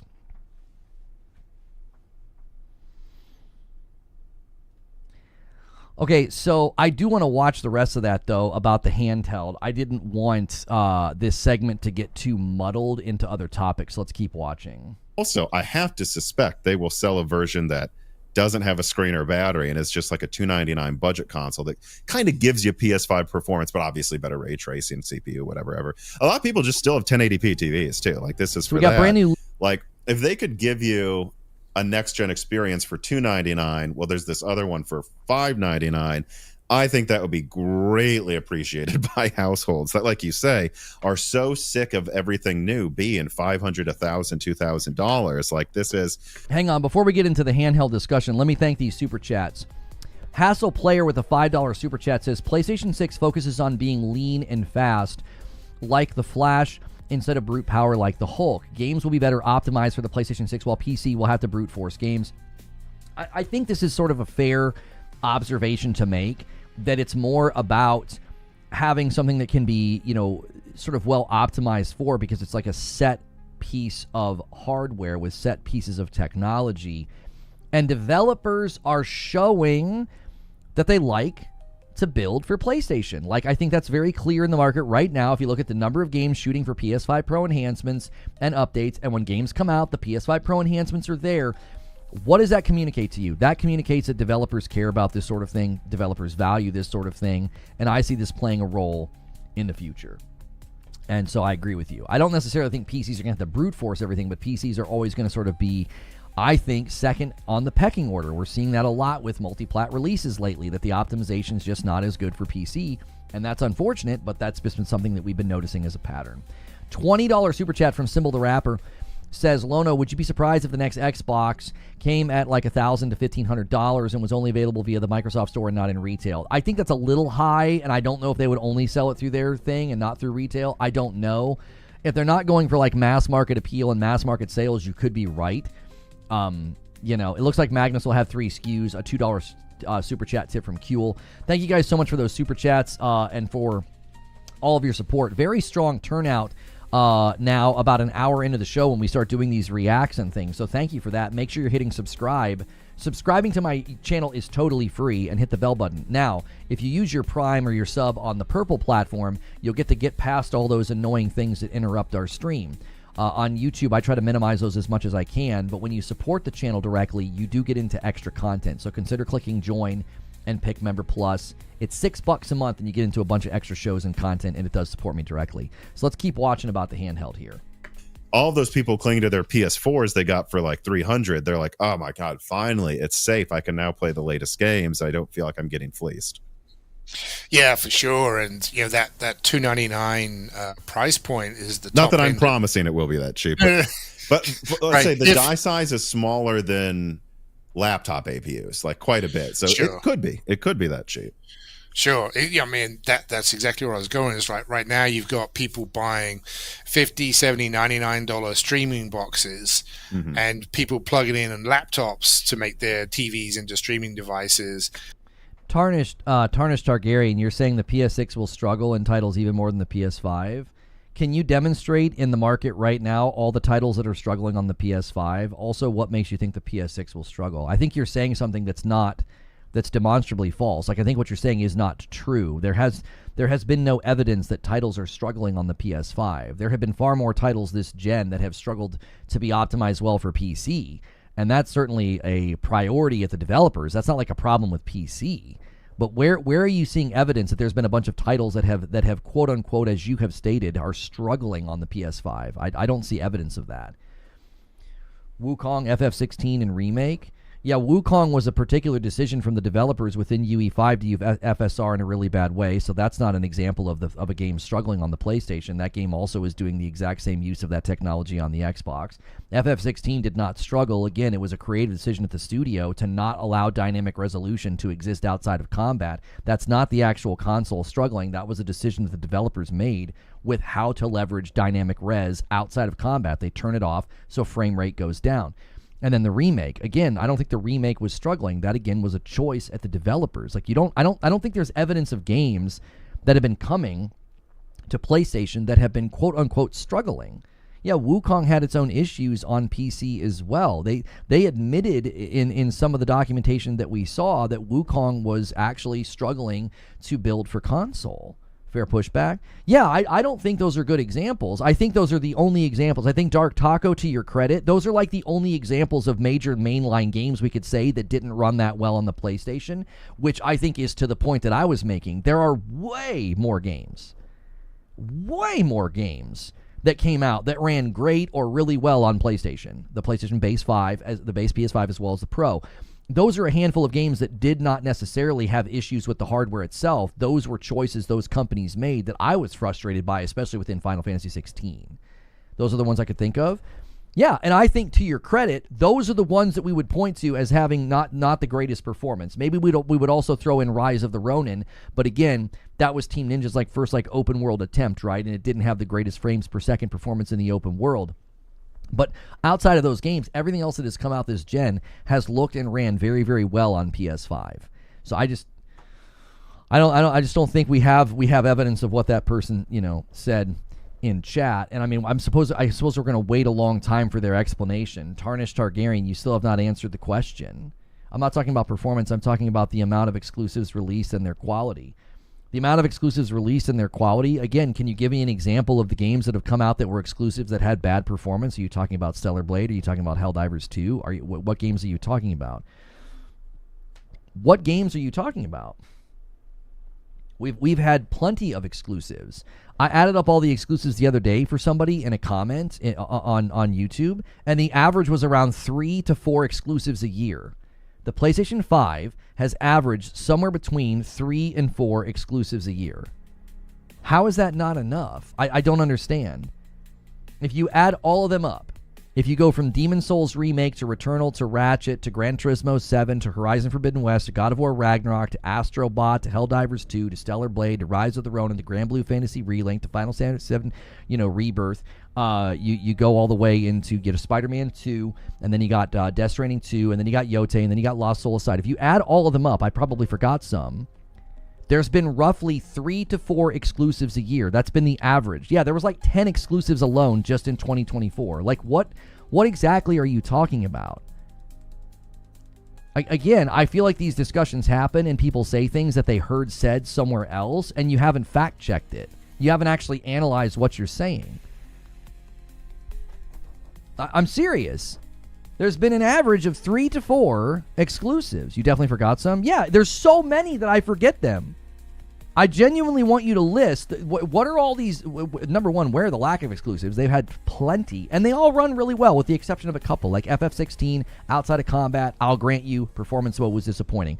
Rise of the Ronin in the open world, I will grant you that was disappointing. By and large, the exclusives have been great. They don't mean exclusives, they mean first party. They said exclusives. Now, if you want to debate first-party studios, I think that debate's pointless because historically speaking, it has always been this way. Everybody has been completely bamboozled and tricked into thinking that, like, historically speaking, you were getting first-party studio PlayStation games like 3 and 4 times a year. That's simply not true. This platform, PlayStation's platform as well as Xbox's platform, has always been dominated by third-party. Always. There's always been way, way more consistent cadence of third-party games versus first-party studios. This is why the exclusive strategy was implemented, because it was cheaper to enter into contracts with companies to do exclusive deals than it was to own the studios and pay for the publishing. So, if you actually care about what we all cared about historically, which was exclusives, then the debate goes out the window. PlayStation has had an incredible amount of exclusives this gen. If you want to talk about first-party PlayStation studios, I think that debate is pointless and arguably very stupid, because who cares who owns the studio? Stellar Blade was a great game. It doesn't matter that Shift Up's not owned by PlayStation. Helldivers 2 was a great game. It was fun. I put 80 hours into it. It doesn't matter that Arrowhead is not owned by PlayStation. That doesn't change my enjoyment of the game. Historically speaking, a lot of times the other day when somebody was claiming that we had this crazy better cadence of first-party games in previous gens, they listed a bunch of games in studios that at the time those games came out, they were not even owned studios by PlayStation. They were second and third-party relationships. I'm sorry, they were second-party relationships. So again, I think people speak in generic platitudes. They speak in sort of very, very sort of generic negativity that they heard regurgitated on Twitter and podcasts. And when I push on what you're saying, you have no comeback. You have no response. Oh, the PlayStation 6 is going to struggle just like the PlayStation 5 has struggled. What games has it struggled with? You don't list a single game, and instead you punt. And you're like, oh, well, I'm talking about the number of exclusives in performance. Okay, can you explain to me what you mean? Where are all these exclusives that you don't get? Where are the performance issues with all these exclusives? And the response is a deafening silence. I don't understand it. I don't understand why deal in delusion and falsehood. It doesn't make an ounce of sense. It's like trying to get warm with the wet blanket. Like you're wasting effort. You're never ever going to truly feel better about whether, or wherever you spend your time or however you spend your money, just by like lying about what the other platform has done. It doesn't make any sense to me. Like, it doesn't make an ounce of sense. They come to your chat, run their mouth, and then crickets. I don't think they're accustomed to being challenged on this stuff. Thank you so much, Ryan Hare, for jumping back in. 47 months and a member plus. I greatly appreciate it. Let's get the goal back on the screen. We're no longer recording a segment.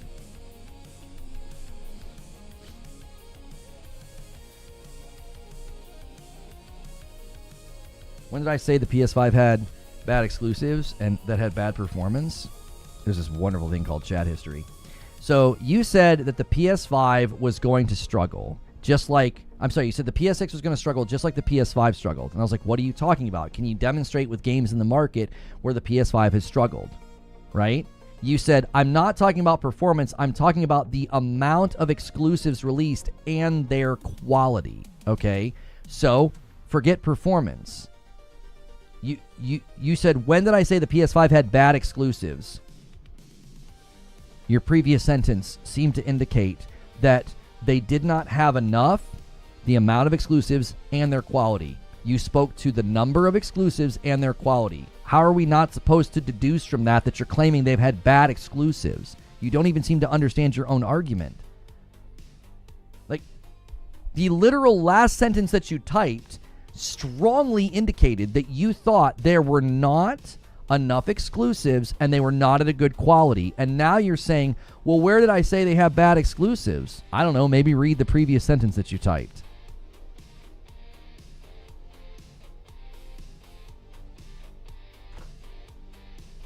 I'm telling you, this is the pattern. A very calm line of questioning from me, and it's so brittle. The whole thing falls apart. The whole thing falls apart. You don't even know what you're actually trying to say. You speak in like these platitudinous bumper stickers about a brand, and when we press on it, it just falls apart. You don't even know what you're actually trying to say because now you're contradicting yourself. And I'm not upset with you. What I'm passionate about is accuracy and truth, and I think so many of you have been propagandized by nonsense, by absolute utter nonsense, talking points and buffoonery out there that has you thinking, yeah, PlayStation sucks, the system's been struggling, there's not been enough exclusives, and the exclusives are low quality. And I go like this, I go ding ding ding ding ding ding ding ding ding ding. I'm like, what about all these games? And you're like, oh, I was talking about that. Like, what? You seem to have a very strong opinion, and now it's like, well, I wasn't talking about the number of exclusives and that they were bad?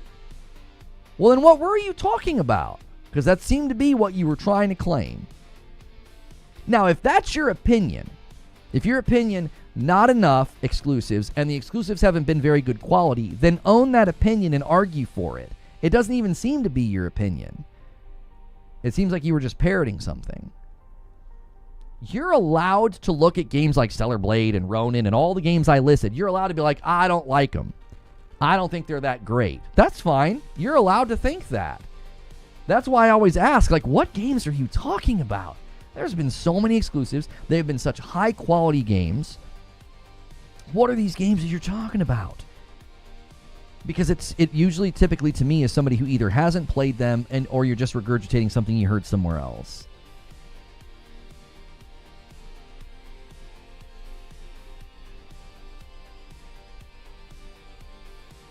Servers are already at max capacity for the Battlefield 6 open beta that goes live tomorrow. It's going to be a disaster. If you don't like Stellar Blade, you gay. But what if they like Stellar Blade and they're gay as well, though? See, that's the conundrum for you.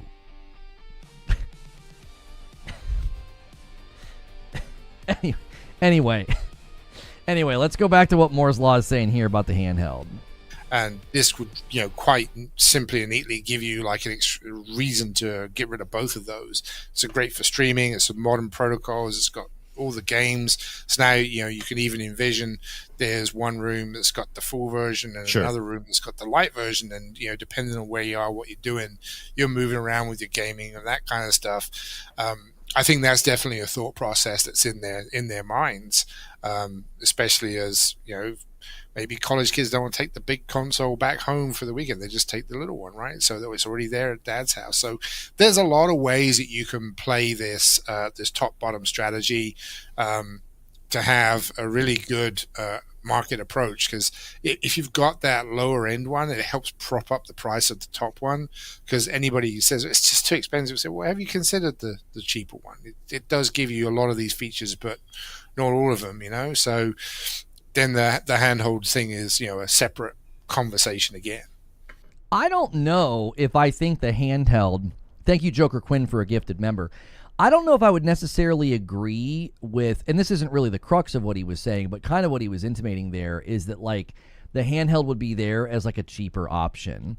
I do think there would be some people that would think that, but I don't think they're compared in that way. Like, well, I could buy a console or I could buy a cheaper handheld. I think the handheld is seen as a very different device.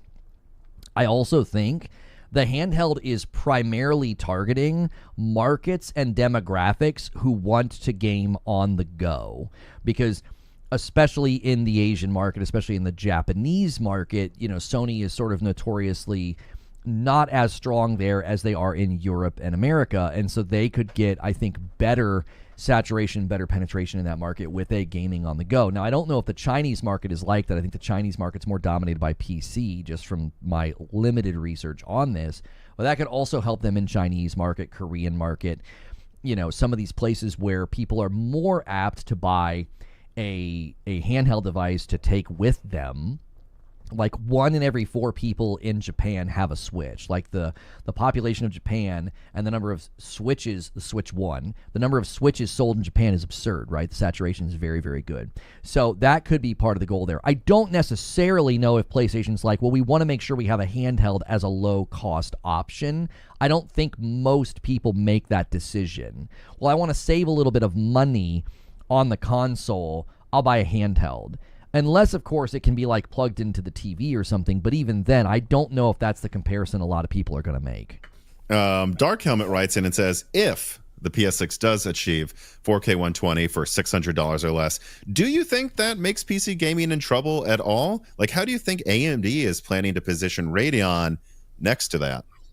I before he answers, I'm going to answer, and I'm going to say it's different demographics, it's different target markets. I don't think the people they target with their GPUs and their advances within GPU, I don't think those people are going to suddenly be like, you know what, I'm going to switch to console, or I'm no longer interested in GPUs and press conferences and press releases about these things, right? So the person asking this question, I think, is sort of presuming something that I think is one of the worst presumptions in this discussion that always seems to happen, and it's that, like, oh, well, this is going to somehow pull from PC gaming. Even in the discussion when we've talked about this, where like Herman Holst talked about tentpole titles going to PC in the hopes that somebody might get the console for the sequel. A lot of people misread that as well and thought nobody's going to do that. Nobody's going to switch to PlayStation. No, but they might buy one in addition to their PC. Because to them, think about a high-end PC guy. A $700 purchase to them is probably within the budget because they're a high spender. They got a high-end GPU, and they got a really nice monitor, and they got their desk set up with RGBs, and, you know, and they have a body pillow. I mean, but so a lot of these guys are going to have that in the budget to be like, I can buy a PS5 Pro for $700. You know, they could buy a PS6 for $600 if that's where it lands, $500 or $600. It's within the budget, but they would not be switching, okay? They would not be switching and deciding, well, this is where I'm going to primarily play. If they've got a nice big Steam library, if they really like to be on the front wave of the tech, a console's never going to satisfy them in that way. It's just going to be additive to them. We know that somewhere between 20 and 30% of the PS5 owners are new to PlayStation. They came from somewhere. I would imagine that a lot of them came from Xbox and a lot of them came from PC. Now, again, those are not necessarily conversions if they're coming from PC. They're still gaming on PC. They still have all their PC stuff, but they were like, you know what? I want to play some of those sequels. I don't want to miss out on Death Stranding 2. I don't want to miss out on Ghost of Yotei. And that's going to continue to happen with games like Wolverine and others when they land. Anybody who bought Returnal is going to see Saros and think, do I really want to wait? You know, I think that's definitely going to be part of the equation going forward. So to this question that the handsome man with the beard is about to answer, I do not think this is any kind of a threat to like future Radeon GPU efforts or AMD efforts or anything like that. Yeah, I mean, you can't beat the flexibility of desktop and the DIY market, even just pre-builts and upgradability. It's such a different audience. Like, I kind of feel like laptop buyers and console gamers are on one side, and then there's desktop PC on the other. And they know about each other, and the desktop PC guys know everything about the other side. But, you know, the all-in-one mini PCs and laptops and console gamers don't really care about wires and plugging stuff in and doing things and all of that enthusiast market stuff.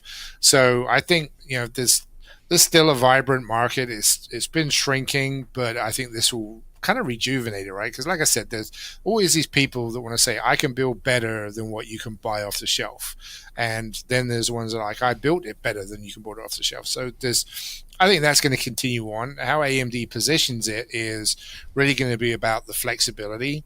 Trying to the other thing that's a part of this equation is Project Amethyst is benefiting AMD's efforts, as we saw with FSR4. That's sort of the first thing that came out of Project Amethyst.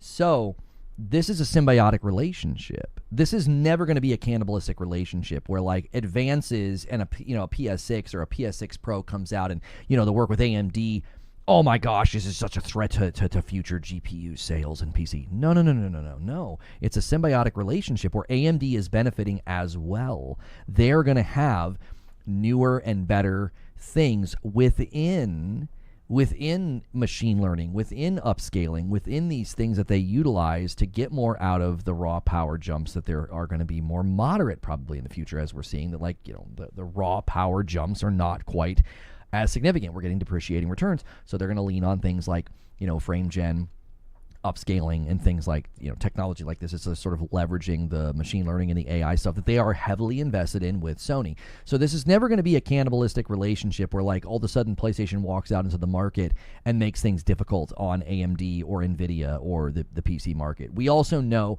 that there are markets like China where, the PC is more endemic to the market than consoles. Consoles have almost no presence there at all, which is one of the reasons PlayStation wants to break in there. But that also is going to make it very hard for these scales to tip, because you just have so many people that have been invested in that for such a long time. Guys, if you're enjoying this discussion, this breakdown, this reaction, we got more things to react to and discuss later with like Battlefield 6 skill-based matchmaking and the like.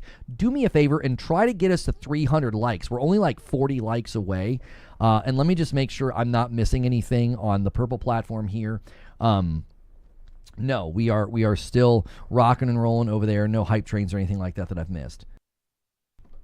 Attack NVIDIA's issues with their power connectors and stuff is the wrong move, because as soon as there's some right, which was the other part of his issue, question that I didn't read, but just as soon as somebody else goes on, then everybody jumps on that and says, well, you said, and then you did, and it just blows up in your face. And there's always going to be 1 to 2 little escapes of quality or somebody doing something wrong that causes a storm in a teacup. So I would position really around the flexibility and the ongoing upgradability. Like, you have control of when you're updating drivers, what is in your game ecosystem, what's in your hardware, when you're doing things. It's a flexibility statement. You can build whatever you want. Once you've bought that console, that's it until they refresh it. Once you build your PC, well, you're just waiting for the next upgrade cycle. 1, 2, 3 years to see when is the right time to jump in and go even higher than what the console is, because these console life cycles are extending. Yeah, so I would also say like RDNA 5 is looking very much so like a repeat of RDNA 2 here. I mean, RDNA 1 didn't go for the ultra high end, but then RDNA 2 did. RDNA 4 didn't. RDNA 5 will. RDNA 2 is in the game consoles. RDNA 5 will be in the game consoles. And so if we look back at what AMD did positioning, against the consoles in 2020, I mean, it's pretty simple. The 6700 XT was a little faster than the next gen consoles for a little less. It was $480, $20 less, and it was faster. And I think when you look at AT2 and the fact that I've literally seen on documents that they want this to be under $550, I think it's very likely that's like $50 less than what the PS6 will cost, while giving you 30-40% more performance, and that'll be fine. Like, if you already have a PC or want to build a PC, you can, like you're saying, James, tell yourself this is faster than the PS6 and it is cheaper than buying a PS6. Now, granted, the PS6 is cheaper than building a whole PC by yourself, but I want to build a PC. And I wonder what you think about this conspiracy theory I constantly hear. Is they're like, AMD's pricing their graphics cards more because Sony is making them charge like more for this, and like I'm like, I don't really think that's how it works. I'm sure there's some factoring in of what the consoles cost. They do compete with each other, but I don't think there's any point where Sony's like, hey, AMD, you can't charge less than this for your graphics cards because it'll make us mad, right? Like, that's just, I don't think that's a real thing. No, I AMD Have you guys heard this? I've never heard that people think that they think that Sony is pushing them to charge more for their GPUs. That doesn't make any sense. Why would somebody think that? full control over their pricing. Number one, it's illegal everywhere AMD does business for them to sign that kind of contract. And number two is AMD wants to be a technology partner to these companies, especially on the semi-custom side. So they want the reason why they work together is because it's the best possible relationship. No one can do what they do is the goal, right? So if you're getting into the position of I'm telling you what your pricing is, you're not a partner, you're a supplier, you're a vendor, and as soon as something happens, you're out. That's not the relationship. That's not the way they build together. So I don't put any stock in it. I think that AMD are able to do whatever they want as far as they want, right? Their own internal, they'll have a voice that says we should be careful of this, but they'll also have people push back and say, right, but here's what the right thing to do for our business is. And ultimately, they'd have, as you mentioned earlier, right, a fiduciary responsibility to shareholders to deliver the maximum return on investment. Which is why they would price it where, not because Sony told them to. I mean, right. They would price it. Zubair says, Lono, hardware land is full of crazies. You just avoid them living your peasant lifestyle. I mean, we have our own crazies over here in the peasant console village. So, I mean, you know, we all have our own loonies. Based on you know, are they doing the right thing for the market? Is it successful? Does it give the margins? Does it achieve the corporate goals? Does it live up to what promises we said? All of those things are going to trump anything else. Chris Rich writes in and he says, Sony seems to want the PS6 to be low cost and high volume. So I wouldn't be surprised if it has only 20 gigabytes of RAM. I suspect most developers would take their game running on the PS5 at 40 and then just make it run at 120 on the PS6, also with ray tracing turned up, of course. So we might see big immediate leaps in visual quality in general, but I think we're going to see even bigger improvements in frame rates. So put it another way, I don't know, if Sony gave the PS6 40 gigabytes of RAM, I would be concerned most developers wouldn't use it because they'd rather keep the game portable between so many systems. So I wonder what you think, James. I actually think the opposite. I think if Sony's goal is to have the PS6 be like another PS4 moment, high volume, not going for the craziest SSD on the market, that like making sure it has enough RAM to last a while is what you would want to do, which is also what the PS4 did, actually. You know, I don't think they're going to go for like 48 gigabytes of RAM, but I think 30 gigabytes for that and 24 for the handheld, it would behoove them so that once you get everyone to upgrade off the PS4.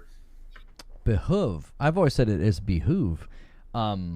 Somebody's asking, you know, which is worse, console warriors or PC master race? It really depends, because I feel like within PC master race, there are people who are egotistical, but at least they have a right to be because they built like a really strong rig. Then there are like PC Master Race imposters who don't really have strong rigs and their ego's misplaced and they're kind of delusional. They're basically LARPing as a PC Master Race. So like I think there are PC Master Race guys that are very ego driven, and at least they have a right to be. You know, they've spent top dollar and their rig's ridiculous, right? At least they have a reason to be sort of ego driven.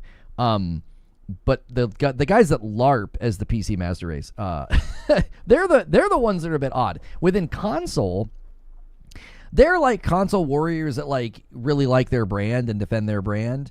And then there are the guys that just like make stuff up and they live in fan fictionville. Do you see what I'm saying? Like I feel like each side has their LARPers. They have the guys that just LARP and pretend to be fans, and they're not. Like there are guys who act like they're fans of like Xbox, but they're not. They just write fan fiction and peddle nonsense. And there are guys on the PlayStation side that do the exact same side. The exact same thing. I would prefer to talk to the people that just, you know, care about games, you know, and don't want to live in this weird funnel and insanity of fan fiction where we talk about like this side has no games and this side sucks, and it's just like a lot of it's just drenched in dishonesty. That's the new standard through PS7 in terms of RAM as well. But I wonder what you think. Yeah, I think that's more of a conversation. You know, these types of densities and performance and stuff, they're more worried about who can supply them for that length of time. You know, a console really looks like an industrial product these days. It has to be manufactured and supplied and supported for 10 plus years. Like that's pretty audacious, right? So who today is making the memory that's going to be here in 10 years time, making exactly the same memory? Now they can manage these kind of things with mid-cycle bumps where they redefine and tweak things, and they'll obviously have multiple suppliers. But I think that I don't think that, hey, you know, don't put too much memory in there because the developers won't use it is a conversation. I think that they'd be pushing them. Like, I think they want reasons to have things that only work on the new gen because it's so much better, because there's more memory. Why wouldn't you want to take full advantage of the new platform, right? If I was going to be criticized for my new game that came out, I would rather be criticized that it's wonderful and fantastic on PlayStation 6, and on PlayStation 5 it's obviously not quite as good. I would have questions if I bought a game that was, if it's a AAA title and it doesn't scale with hardware, then it's not a AAA title to me. That's my view, right? Now, there's going to be indie games that work exactly the same PS4, PS5, PS6. Wait, hang on. Bought a game that was, if it's a AAA title and it doesn't scale with hardware, then it's not a AAA title to me.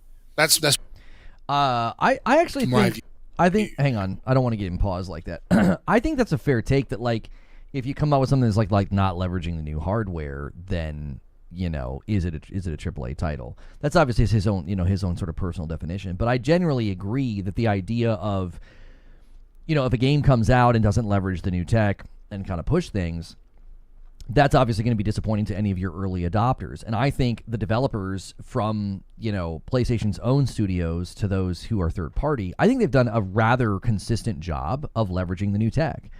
The games looked and ran incredibly well and had better stuff on PS5. The cross-gen titles like Horizon Forbidden West had like the cinematic lighting on all of the time on the PS5, and you didn't get that on the PS4. And then you have all these, developers, even third-party developers, leveraging PS5 Pro's better power and better ray tracing, like we saw in AC Shadows. So I would actually say we're getting that. We are actually getting that from most of these titles, like they're in most of these studios. They seemingly want to do those things. Like PlayStation has kind of won that fight.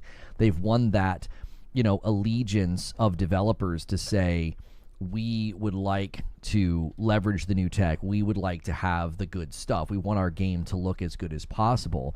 That PS5 Pro enhanced label seems to be doing its job. It seems to be pulling people in and getting developers to kind of buy in. So if you guys are looking for Battlefield 6, we will be looking at some Battlefield 6 skill-based matchmaking info here shortly. Sven says, I played Wu Chang for a bit last night. I enjoyed the 1 hour I played more than I expected to. Well, God be with you, because it gets really hard really quickly. Right now, there's going to be indie games that work exactly the same PS4, PS5, PS6, same exact experience, just the same way as I play old Atari games on my Threadripper today. And it's different kind of gaming conversation. But if I'm firing up, I want a reason for these devs to have to go back and put a patch out on a PS5 game to take advantage of PS6. I want them to come in and drop in an update to make it take advantage of the new features and capabilities. Otherwise, what's the point? Yeah, I guess I'll also let slip this thing I haven't said publicly yet that I've seen on. We're going to wait on that because I got to thank Stone Spire, because I know what Stone Spire's doing. We can take a little brief break here. And I will provide you guys a link to this entire podcast. It's on Moore's Law is Dead's channel. There'll be a link provided below as well. Always support the video. We are not watching the entire video. We are watching a small segment here. 3 singles just came in from Stone Spire, and he is trying to bait the 20 bomb. He's like, it's been too quiet on the member front. We're now working on the stretch goal of 700, and whoever hits it gets it. Whoever makes this hit 650, that's who gets the memberships. Right now, I owe 5 members to YouTube. Super Chats actually add to that total as well. So whoever drops the 20 bomb right now, your platform will get the gifted members. Also, if you have been receiving gifted memberships for a long time now and you want to support directly and kind of get out of the gifted pool to make room for others, you can use the upgrade command or go to the membership tab. And when you do that, that would give you the opportunity then to upgrade. It's $1 more. It's $6 a month instead of $5. Appreciate you guys so much. Chaos Theory says, I stopped thinking in terms of numbers. I have a PS5, but I just call it my PlayStation because there are no numbers on the console. It's where I put all of my games. Yeah, I think the numbers are just ways to kind of signify what they're selling and make it very clear, like what they're marketing. I think that's something that they've done rather well. I think that's why they did the Switch 2. Like, Nintendo thought, let's just make this very obvious what we're doing instead of like coming up with some weird new name. I think that was probably the right choice. But I do want to see what more was about to say, because the handheld stuff is sensitive. I'm not saying any more than I already have because it's very top secret, and I'm trying to be careful. Moore's Law is trying to be very careful with the handheld. He did get timeline wrong, so I want to see if any of that comes out in this segment with respect to when the handheld's coming.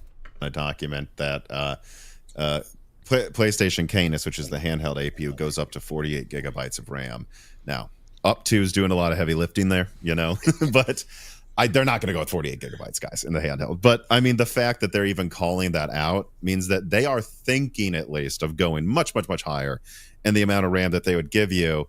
And, you know, it's long term, it's not that expensive. A thing I heard actually too is that, like, we all this is a constant thing behind the scenes, that developers are really mad that the Series S has only 10 gigabytes of RAM. I'd have to imagine Sony would see that and go, we can't make that mistake. But on top of it, I was told by somebody that they considered going with 12, and it would have cost them an extra $20 short term, long term $5 to give the console enough RAM. And if you're Sony, you're looking at, I think they're probably considering 20, 30, or 40 gigabytes. You're going to look at that and you're going to go, yeah, well, if we go with 40 gigabytes short term versus 20, what does that cost us? I don't know, an extra $30, $40, maybe 50. But long term, it's probably like $10. And this is going to be something that will last for a very long time. So I wouldn't rule out them going with like 40 and 32 for the top and the bottom one. Now, again, he's speculating here, but I think his speculation is, I think, on target. Like, you don't want to make that mistake. You don't want to short the device on memory to save a little bit, and then in the long run, what you end up doing is really paying the price. Like, you don't want the device to be, hamstrung out of the gate. I'll eat my hat at the PS6 has 40 gig RAM. Yeah, I don't know if they're going to go all the way up that high, and especially with the handheld.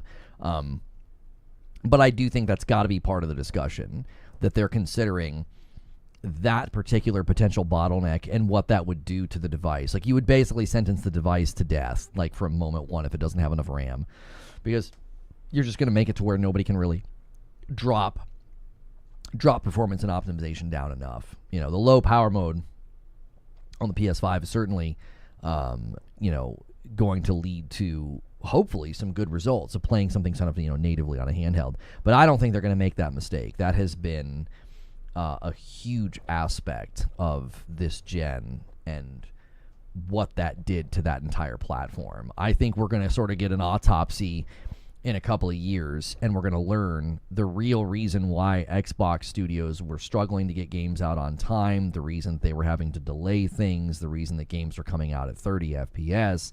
We already know third-party developers are struggling, so why on earth would we think that the first-party studios are not struggling as well, when a lot of those first-party studios were literally third-party studios a couple of years ago? Like, they've not even been Xbox studios for very long. So it stands to reason that third-party developers struggling with it, it means so is everybody else. So, and I certainly would be very surprised if it was less than 30 and 24, because that just seems... They know this has to last till 2035, guys. I mean, there's no way I think that they would make the mistake they've seen so many of their competitors make, including themselves with the PS3. Again, I don't think so. All right, so that's that segment. I will post a link in chat right now if you guys want to support that video directly, if you want to support his channel directly. If you're watching this later and you don't want to use the chat log for this link, I will put it in the description below with a timestamp. So let me get this link for you guys. Hang on. I don't like when it has all those extra things on there. There we go. Okay. So the link is in chat to support the original video. The original video is, sorry about that. The original video is actually quite long. It's 2 hours long, and we just watched 20 minutes. We watched about 20 minutes of the 2 hour long broadcast there. And that, I think we may end up using that if you see an upload later. About the ray tracing in the PS5, the PS6, that will be from that segment. So obviously, show support when we have uploads and things like that, hitting the channel, leave comments, hit likes, and all of the rest. So let me pull up this Battlefield 6 thing, because I know a lot of you guys are searching for Battlefield 6, and you're curious, why is this in the description? Why is this in the talking point here? Windows Central has it. Wait, I think I got a better article, because Windows Central has so many ads. Did we find one? Did somebody else? I thought we found one from Insider Gaming. Hang on. I thought we found one from them because like Insider Gaming has a lot better layout. It's so hard to read certain articles. So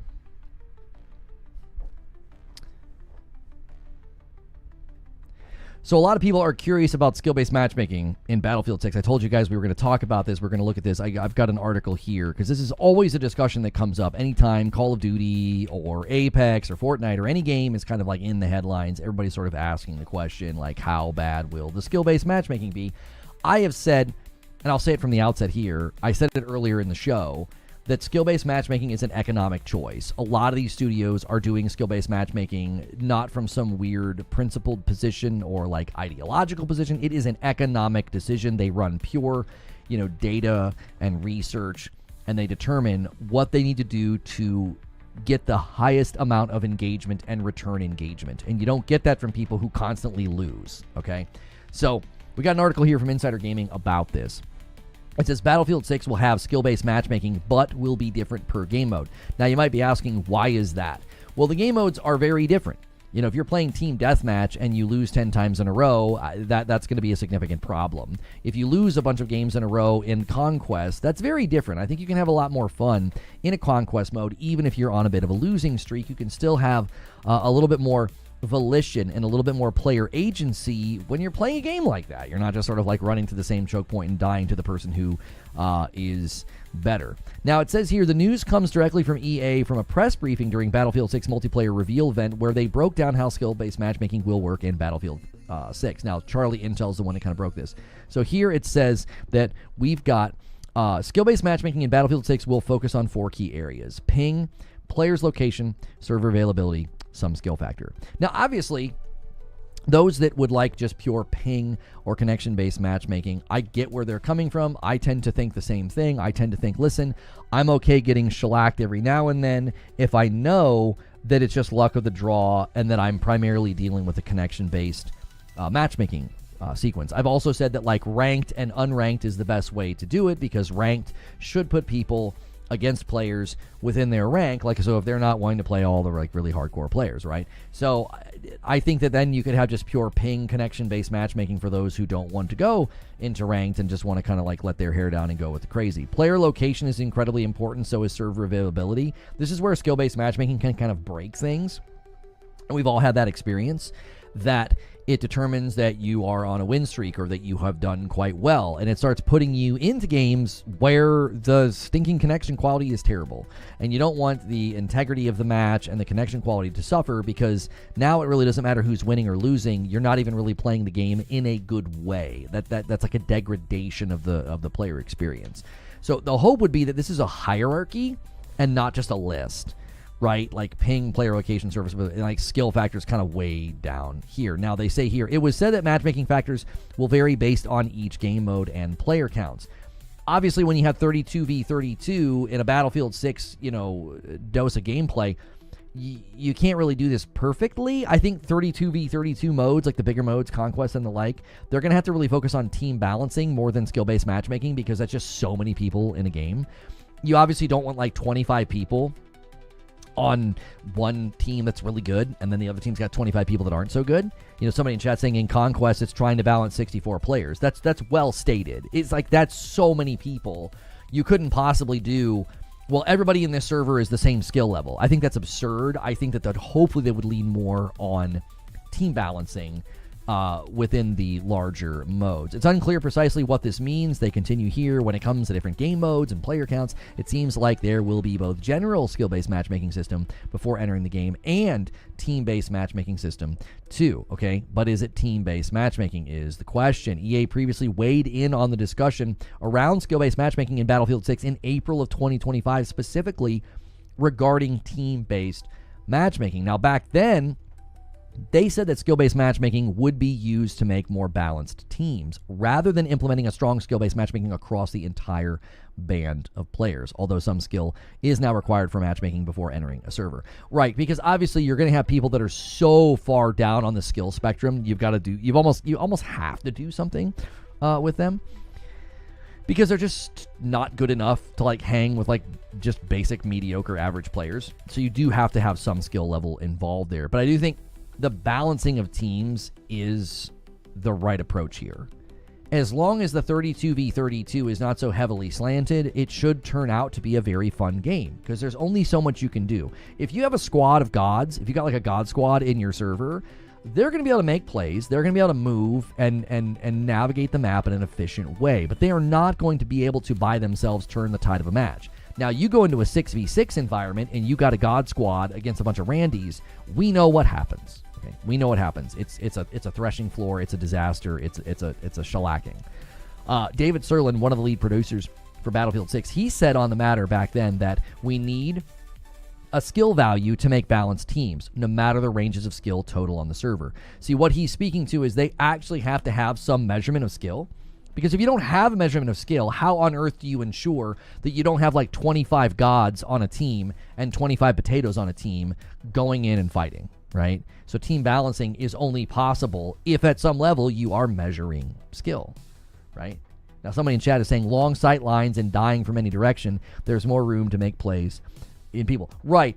And that's another thing, too, is like if you have a server full of people that are just going to do that, like they're just going to be sort of dominating the sight lines with snipes or really, really good in the vehicles, that can make the gameplay very, very frustrating. Even though it's large-scale battles with lots of players, you can still sort of feel like all hope is lost. Now, he continued here, and he said, Battlefield is at its best when you play the all-out war modes with friends and different types of players.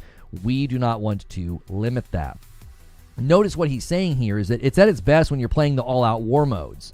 I know he says with friends and different types of players, but I generally think this is true as well, that like Battlefield 6 gameplay is really going to soar, and what really got my attention, I was really only interested in Battlefield 6 for the campaign, and we watched that multiplayer reveal, and it took me back to the days where I played a bunch of Battlefield 4 with my buddies.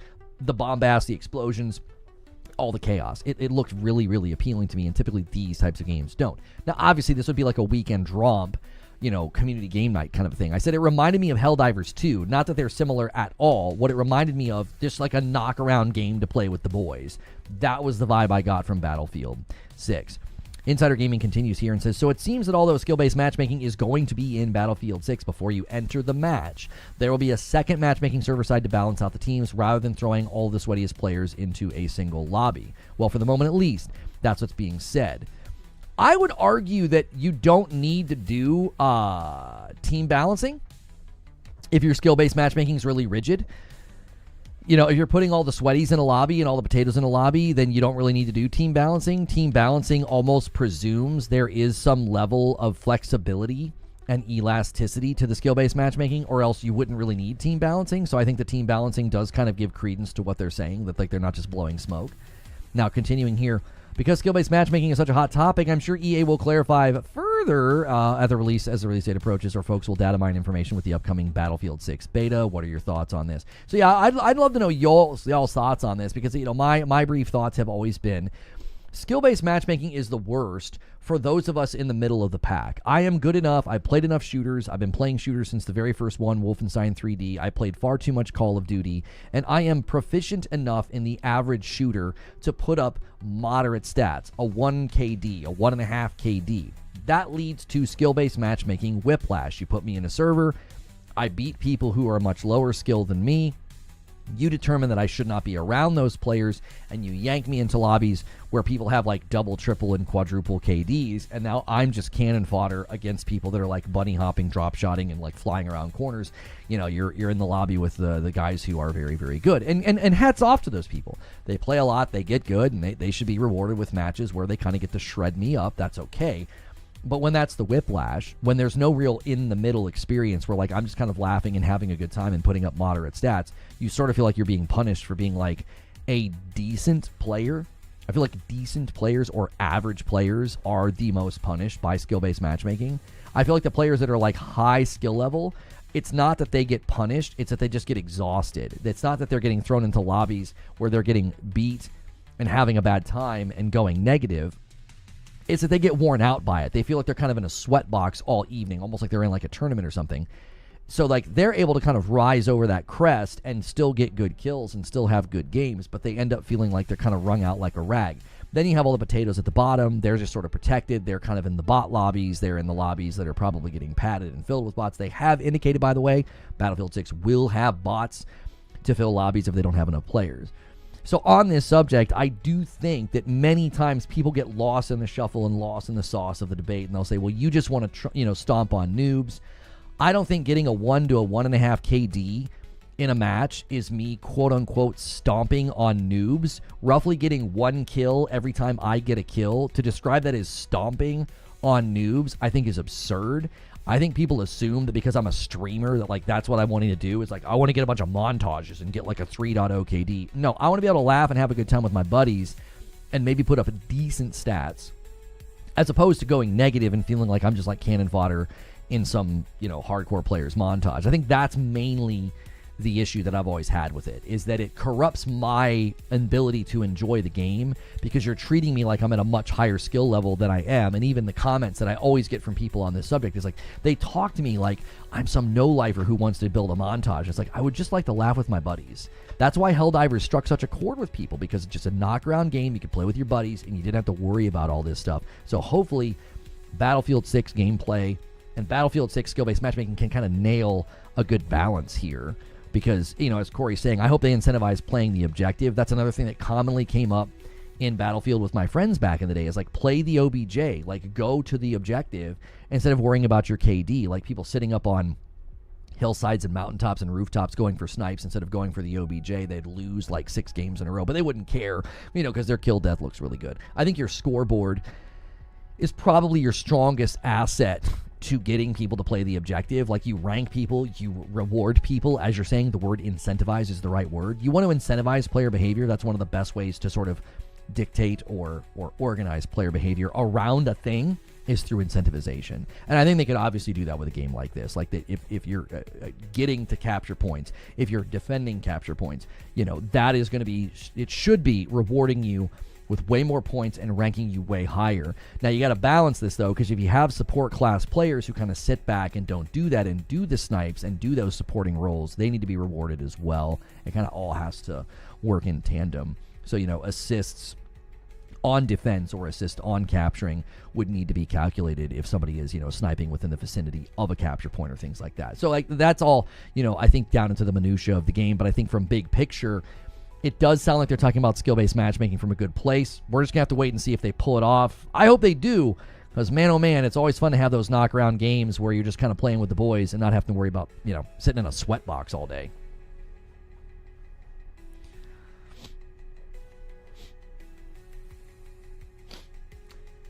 So that's Battlefield 6 and skill-based matchmaking. That was another piece of news. A little bit of news for you guys there. We don't need to record this, but this needs to be on your radar. Call of Duty is going to have their reveal events on August the 19th at 11 a.m. Pacific. I am going to be covering that with you guys. I'm probably going to have to maybe shift a lunch with a friend of mine, because this is probably going to stretch, because 11 a.m. Pacific is, what is that, 12, 1, 2? Yeah, that's probably going to be an hour long, maybe 30 minutes, and then we're going to want to debrief. I don't know, because that's opening night. I need to be available that entire day, so unfortunately I'm going to have to shift that lunch, but we will be able to cover that. Another little announcement here for you as well. 1 week, so this is a little bit closer. So this is August 19th. 1 week prior to that, on August the 12th, Hell Is Us. There'll be a demo on consoles as well as PC. So PS5 and the Xbox are going to have the demo in a week. We will be checking that out. I have been monitoring this game and looking forward to it. This game is all about kind of solving the problems by yourself and deducing things by yourself. PC guys, rest assured, though, they got a little upset here. And they said, the demo is also on PC, but you kept asking demo when? So we made a post just for consoles. We thought it'd be nice, right? But yes, it's on PC as well. And this version, even better. 4K can actually run at 60 FPS now. Isn't that great? We got you. Heart. Now, I don't know what sort of PS5 Pro enhancements they're going to do. I don't know if they're going to try to have like a 4K 60 mode on the PS5 Pro. I don't know if they've spoken to that. PS5 is not 60 FPS. They said it does. That's just a reference to the dark and forgotten time no one needs to know about. So I think what they're saying is like 4K 60 will be possible on PC. So they're not necessarily saying it won't be 60 on console, but probably not 4K 60, unless the Pro somehow manages to pull it off. Another bit of news here. We had some people really thinking that something was going to happen with Days Gone. And Something is happening with Days Gone. People thought maybe it was coming to Xbox, but actually, I mean, I guess it could. It could still be coming to Xbox. I think that if any of the PlayStation games are going to go to Xbox, the PS4 games that have already been ported to PC would be your best candidates. But this was actually the news that they were hinting about, that the Days Gone Broken Road DLC is now available on GOG. Play all new game modes, including speedrun, permadeath, horde, assault, and survival arcade mode with increased sized horde. So this was the announcement they were hinting at when they said what they said. So back to the subject, though, that we were kind of discussing a little bit ago. If you guys have not hit the like button yet, do me a favor and hit that like button. Try to get us to 300 likes. Let me get the goal back up on the board. This was teed up by Stonespire. And he got us a 20 bomb away from 650. This guy says goalpost moving. Who's goalpost moving? What are you debating somebody in chat? I hope they have optimized Hell Is Us. The demo on Steam runs horrendously, even on high-end rigs. Oh, is that what they were speaking to when they said, like, the dark times, because it was, like, having issues running? Maybe that's why they were saying that. Like, I'm definitely looking forward to trying that one out on my Pro, but I hope they have figured out that performance, because I think it's a sleeper. I think that game could kind of, get some traction this year. I believe that it could. Your 5090 was chugging, says Rope. Well, that's not good. You never want to see that. So we'll see. Ready to try the demo? Sony didn't cancel Days Gone 2. The studio did. Yeah, that's actually true. The executive level at Bend rejected the pitch for the sequel. That was not something that Sony did. That's actually on record. So that's an interesting turn of events that, like, Bend decided not to. I think a lot of people forget that, like, Days Gone did poorly at launch with, like, reception and score. And so a lot of people, I think, forget that. They forget that, that the game had, like, a rough launch. And so I think that's where they kind of thought, let's not do a sequel. And then it, like, got polished, it got fixed, it hit PS Plus, it hit PC, and everybody was like, why does this game have such a bad score? It's a great game. That right there is lesson learned. I mean, that's why you don't launch games before they're ready. I mean, it can really, really harm the property. We might be playing Days Gone 2 right now if they would have delayed that game by 6 months. I mean, that's kind of frustrating to think about. But that's why I'm such a big proponent of, not putting games in all places just because of some weird, ideologue told you that games in more places is what gaming is all about. No, I think delivering really, really high quality games on time, like feature complete quality games when they're supposed to come out, is more important than putting them in more places. If they can go into more places and you can pull it off, great. But pushing games out before they're ready, I mean, even when you're building for one platform like Days Gone, you can still do that. And so I think that issue gets even more compounded when you're building for multiple platforms. And it just shows you how much you can damage your property, by pushing a game out before it's ready. Like, nobody understands why that game's not getting a sequel. Like, nobody understands. And it's like, well, that's why. They hurt the property. They launched it too early. That's an enormous mistake that they're still dealing with. Now, I wanted to look at this because on the subject of the PlayStation 6 and the Xbox, the future Xbox, this is a consistent debate that we're seeing right now. People are kind of doing the same thing they did last time. They're sort of, already getting ready to talk about, like, what's going to happen and what's not going to happen. So we're going to take a look at an article here. I want to do a little bit of an experiment though. I want to see if I can upload. Yes.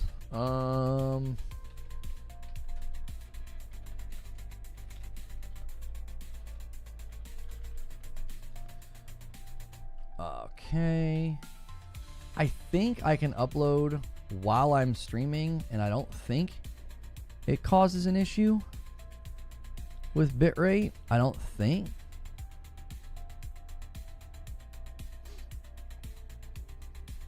Nope. 10 seconds left. I'm going to start uploading these segments to the back end of YouTube so they're ready for me later to use, like my reaction to the my reaction to the PlayStation 6 thing, and then my reaction to Battlefield 6 skill-based matchmaking. Don't screw this up. Okay. So that should not affect, because I do stream on fiber. This is a huge advantage that I have now as a creator, to be able to upload segments that I just recorded in a matter of seconds to my YouTube channel. So those things will be ready to go like when I'm in Green Room with you guys, and we'll see about maybe pushing at least one of those out, and then I can always send you guys from Green Room to that video at the end of the day. Same goes for you guys over there on Purple. But this is kind of on subject here.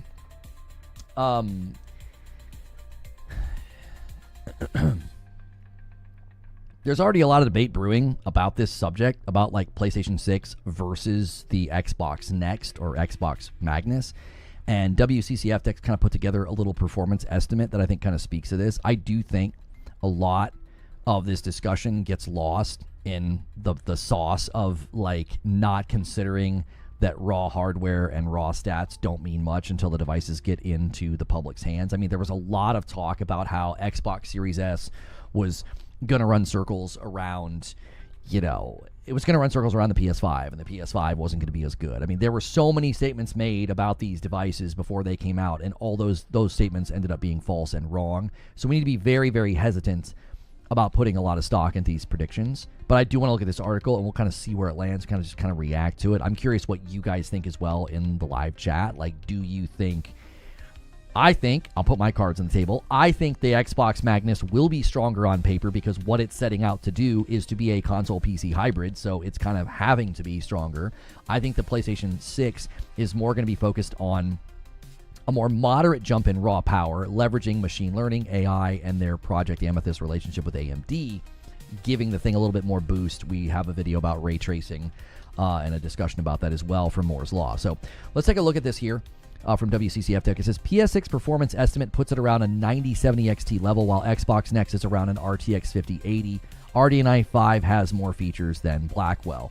Now, some people have said it's kind of weird to compare different brand cards here, but this again is their best approximation based on the available data. That's kind of how I gathered it to be. I'm going to try and get this text a little bit bigger for you.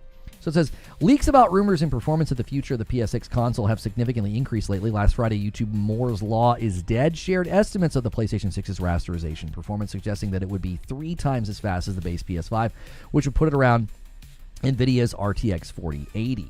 Later, the same YouTuber commented that the performance uplift during ray tracing operations will be much higher, between 5 and 10 times as fast as the base PS5. Now, this is something that I've spoken a lot about. This to me is the game changer. This to me is what makes PS5 Pro industry disruptive. It what makes it, magnetic to developers, because they really like ray tracing and they want more of it. It helps them do more with the game, and it's transformative to a game's appearance. If you look at Assassin's Creed Shadows as an example, it's been pretty transformative. Now, AMD insider Kepler has shared different predictions. According to him, the PS6 will be around the performance level of an AMD Radeon 9070 XT, AMD's current flagship GPU. However, the next generation Xbox will be slightly more powerful, Kepler comparing it to a GeForce RTX 5080. Both consoles will be powered by AMD's RDNA 5 architecture, which Kepler L2 reckons will be the largest architectural overhaul since graphics core Next GCN era. Additionally, insiders said there'll be even more features in NVIDIA's latest architecture, Blackwell. Oh, it's going to have more than that. I've also been told that Mark Cerny helped with RDNA 5, which I imagine that would play a pretty significant role into how PlayStation 6 implements it and runs, giving it probably performance lifts beyond just raw power. So we have here, there's linked to several AMD patents. So they have all these links to patents about this subject. With regard to, it's going to have more features than NVIDIA's latest architecture. Now being told in chat, Wired Rope says 9070 XT with driver updates passes a 5070 Ti, so they are basically the same. It's all about implementation and execution, so raw power is not always the only thing to look at, especially when you're looking at a console, because a console is going to always get a little bit more of a performance lift because people are developing just for the console. Having more raw power on a PC console hybrid makes sense to me. If you're sideloading Steam, Epic Game Store, and others, you're going to need to have a broader spectrum of power. This also gets into the pricing discussion and would likely mean that the next Xbox would probably be more expensive than the PlayStation 6 because they're offering different items to different markets, to different target consumers. So I don't see these companies competing anymore. I think this next round of hardware is probably going to largely prove that. Microsoft did promise its fans a year and a half ago that the next console will deliver the largest technical leap ever seen in a hardware generation. I think this largest technical leap is referring to their work with AMD for back compat, like total back compat. I think that's the largest technical leap. I also think a large technical leap is the fact that you're going to have access to like PC, Steam marketplaces. So I think that's kind of a double whammy, and that's going to make it for a very, very compelling piece of equipment that you're going to be able to get like back compat of your entire dadgum library, as well as, having access to these PC libraries. So I think that's going to be a very clear indication that these are very, very different devices. Like that's how I see this future. And I see this future as actually being really great for me because I like what PlayStation's doing. I like how the hardware comes first. I like how their studios prioritize their hardware first. And Herman Hulst has said their tentpole titles are meant to show off their hardware. And I like that Xbox is going to give me a device that, hypothetically, allegedly, what we're hearing, it's going to, put Steam in my living room, and it's going to be a powerful device. I'm excited about that future. These are very different devices that offer very different solutions for me, and I think that's a good thing. So they consider here at the end, they're considering these consoles are still 2 or 3 years out. We'll have to wait a long time to get the official specs. That said, we'll keep reporting. Yeah, so at this point in time, if what we're hearing is true, I think we're in for a bright future with very different devices, very different pricing structures, and very different approaches to how they play games. And I think that's a good thing. I do. I would love to know what you guys think.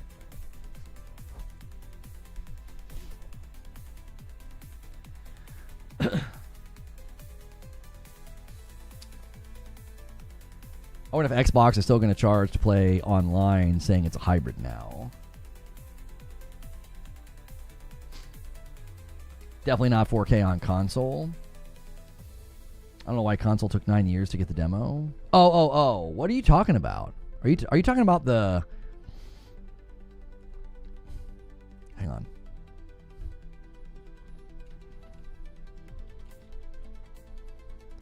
PS6 versus Xbox Next. Saved as a draft. This is Battlefield. Hang on. Battlefield. Hang on. I can't type. Battlefield 6. Skill based matchmaking. Don't screw this up. Save that as a draft.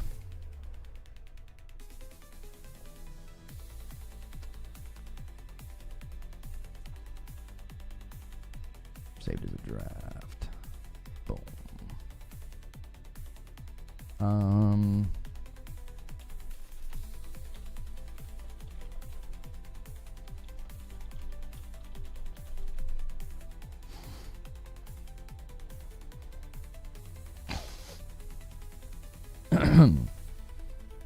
Yes, Lono.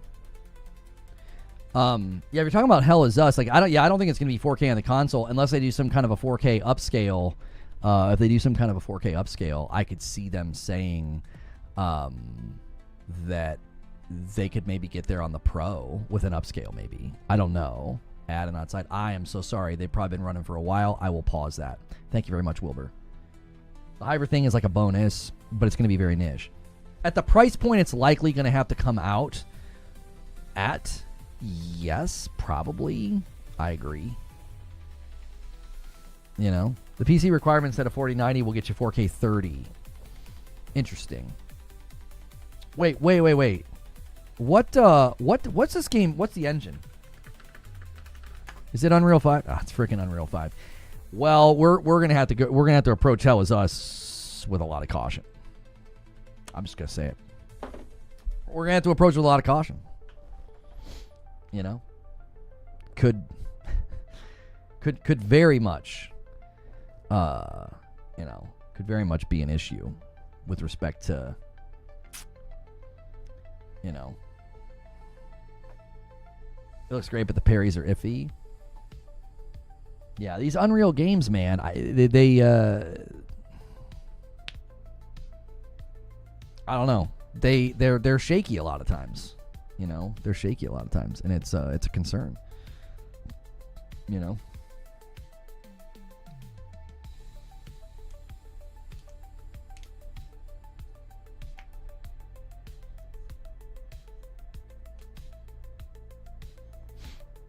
They have a lot of performance issues, which is, you know, a little frustrating. Hang on, let me write this down so I don't forget. I've got a plan. I just came up with a plan in my mind, and I don't want to forget my plan. I don't have anything to write with. Let's see here. Okay, so we're gonna do. So we'll do Thursday, 6. Okay, today we could run the React, and then maybe we run that. Yep. Okay.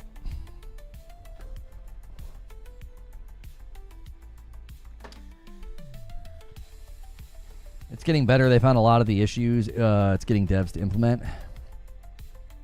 Well, yeah, I mean that's always an issue with an engine, is the early adoption games are going to be kind of the ones that take the brunt, and then they get better. And you know, Epic obviously is helping and pushing updates as well. So I mean that's it's not surprising. The PS4 version of Genshin is being shut down. That is not surprising. They're probably kind of seeing the writing on the wall. Did you guys see this? NBA 2K's 26 presentation upgrades bring rubber chickens and those LED bracelets to the arena. Side by side here, just in this screenshot's ridiculous. Like the sweat beads on his arm. Like, goodness gracious. Just the color in the actual jersey as well. Like, there's a lot more. The shading seems to be landing in a more natural way, not like a flat shading.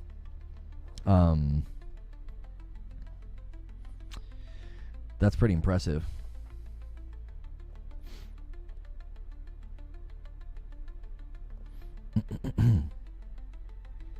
Battlefield 6 game servers are full. 40,000 players are waiting for the beta to start.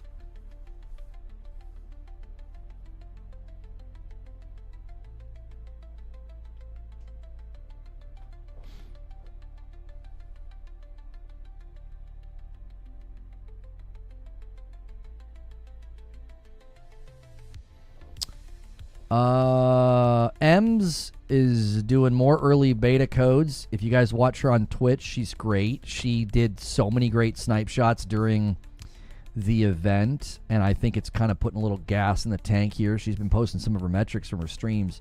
She's kind of crushing it. If you guys don't know, during the Battlefield 6 event, she was, I think, the highlight of the event, hitting some killer snipes. So if you don't follow C9Ms on Twitch or Twitter, she is doing early access beta codes for Battlefield 6, and she's got her sniping controller settings as well. So you want to snipe like Ems? Check out Ems on Twitch and Twitter. I get nothing for saying that. Like, we don't interact or anything. I just thought she did a great job during the event. Beta doesn't start. Yeah. But she's able to do. They're doing drops still. So people that weren't able to get access, you can still get access by watching. Folks, and so she's doing that today. She's also going to talk about her sniping controller settings, so check that out today. A lot of Unreal Engine 5 games, particularly when you have a lot of trees, they stay pretty blurry. Yeah, what's Wu Chang built in? Wu Chang engine. Unreal 5, yeah. Wu Chang's performance mode's pretty ugly on console. It does. It gets that kind of blurry, kind of fuzzy, you know, that blurry, fuzzy effect. Like everything's almost got like a peach fuzz around it, and it really gets bad if there's lots of trees. There were a couple areas in particular in Wu Chang that I thought looked pretty bad. So...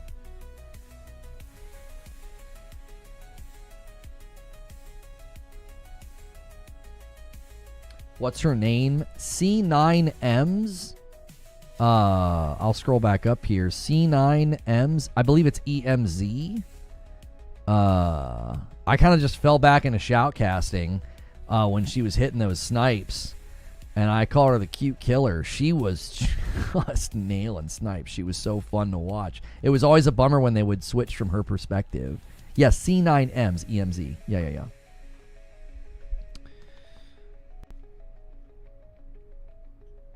Same issues as Wukong. Not nearly as egregious as Wukong, because like Wukong did stuff with FSR4 or FSR, I'm sorry, not FSR, Frame Gen.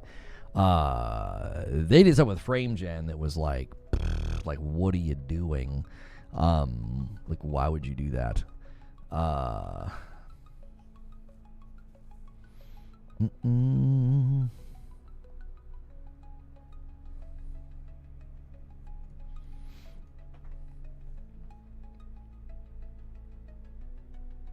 Apparently nobody got a review code of Mafia.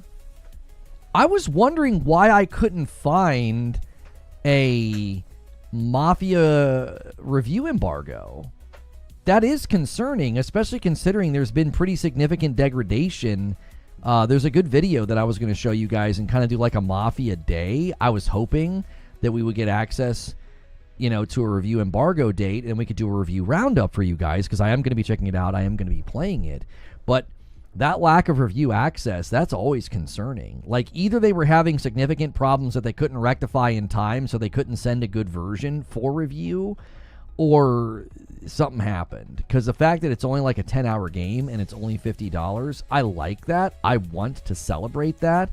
But it's hard to celebrate that if the game ends up being low quality or having issues, or it seems, clear that they didn't want people to have review access. Like, a lack of a review embargo is always I don't know, always a little bit of a concern. It's like, what are you trying to hide there? Not interested in the game at all. I actually thought that we would see a potential, Game of the Year nod when we saw those early trailers. I was like, I think we might see a Game of the Year nod here, boys. There's a lot there. I don't know.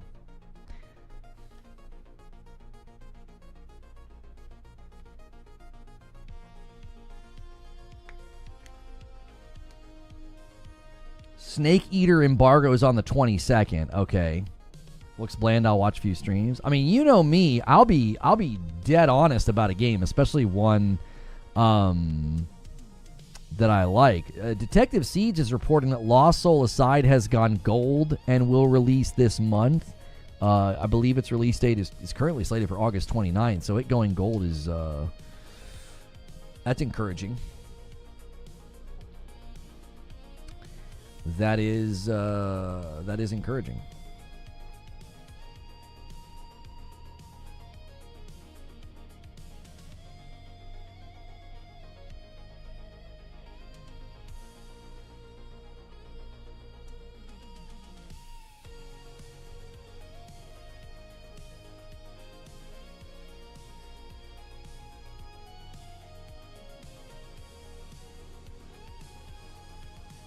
Metal Demon demo was okay. That was UE5. I think the main issue was that some of the devs did not take into account the actual real-world power we have pushing the envelope too. There's a couple of games coming that I believe are running in UE5 as well that I think could really end up landing well. I forget a couple of their names. Wasn't one of them... it was one of those... it's like a melee-based game. I think I've got it on my wish list somewhere. It's like you're like a metal samurai, morbid metal. I think Morbid Metal's a UE game, isn't it? Morbid Metal's Unity. I take that back. I'm sorry. I thought that was an Unreal game. Yeah, Morbid Metal, I think they have a demo right now on Steam. Let me see if there's a Morbid Metal like actual demo landing page to see if there's review scores. Yeah, so Morbid Metal currently has a 91% for its demo, almost 1,000 reviews, so that's fantastic. So if you haven't checked this one out yet, Morbid Metal right now has a demo on Steam. Hack and slash action roguelite. You can shapeshift into unique characters and slaughter enemies with powerful combos, switch characters in real time, and unleash your power. I've kind of had my eye on this one for a while. I don't know if there's a planned console release. I thought there was. Maybe not. But I do have a really nice PC now, and we can check games like this out and not have to worry about, performance issues. What do I have? Like a 5070 Ti, I think is what we went with. Yeah. Does Morbid Metal have a platform plan? Let's see. Morbid Metal platforms. Ooh. Looks like just Steam. Yeah. So maybe we check that out later in Green Room. That's a great reason to be a Member Plus member to the channel here. Sometimes I just check out games in the afternoon in Green Room. It's an opportunity for you to get more content and support the channel directly and see what I think of that game. I love Rogues, and that one's got like a 91, a 92 in most recent reviews, so its little demo is doing great. And it looks like they were targeting a summer release for early access. Early access launch delayed. They said this just in the middle of July. It's been delayed to the fall. The response to the demo has been incredible. Thank you to everyone who played, shared feedback, and supported the game. It's been really encouraging, and your input has given us a lot to think about. If you haven't got the chance to try, it is still available and not going anywhere. To make sure we do justice to that feedback and deliver the best experience possible, we've decided to take a bit more time before launching into early access. This will help us refine key systems, improve performance, and ensure the game meets your expectations. We'll keep you updated, the Morbid Metal team. Sorry, I clicked out of that. But yeah, there you go. So Morbid Metal got delayed to the fall, but the demo has such a great score. I would say that's a wonderful thing. There is no reason to be upset about that. Absolutely none. So I would say that's great. You get such a good response to your demo, and then you delay your game. Solid. Concern about Mafia not having a release embargo, a review embargo, though, I think is a fair concern that was uttered a little bit ago in chat.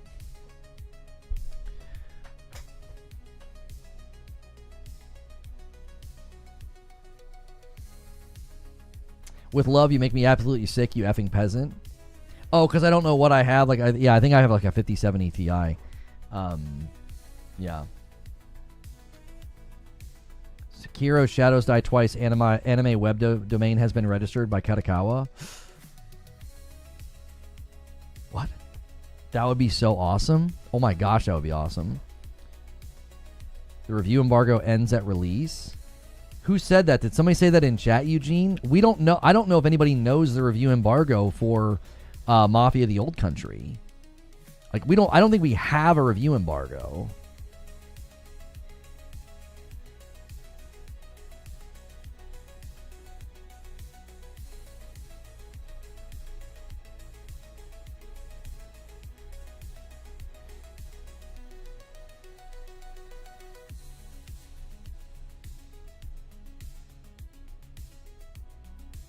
Misheard? Yes.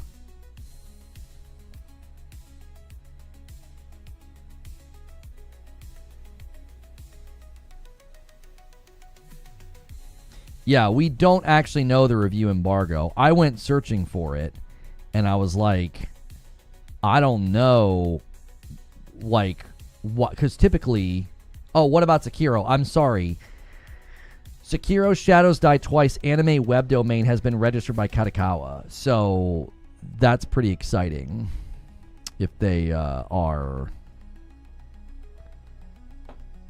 going to be cooking some kind of an anime.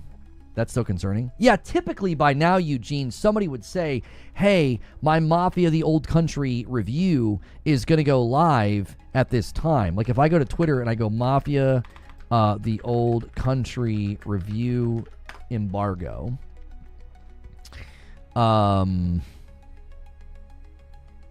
It's here, no spoilers. Somebody got it 2 hours ago. That sounds like somebody broke street date. This guy says, I'm pretty sure you're spreading BS. The review embargo ends tomorrow. I think, and that tweet was deleted by the author, Mafia Game Videos. 2 days until release.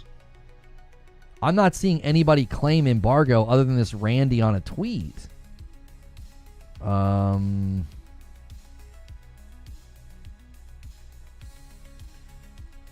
July 14th, IGN posted first impressions.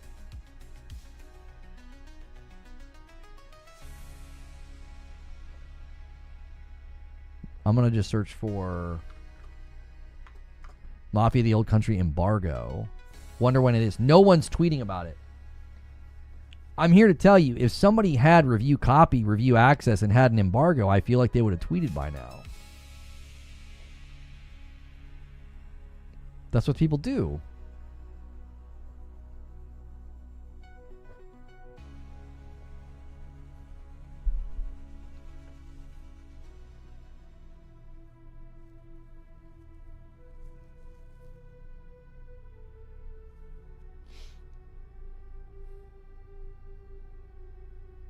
It's too early? No, it's not too early. What do you mean? The game comes out on Friday, brother. Tomorrow would be the best time for the review embargo to drop, which stands to reason. If somebody had the game and the embargo dropped tomorrow, they'd be out here frickin' saying it. What do you mean? That tomorrow's it. If the review embargo ends on the day the game releases, that's not helpful. You like it to be at least 24 hours beforehand.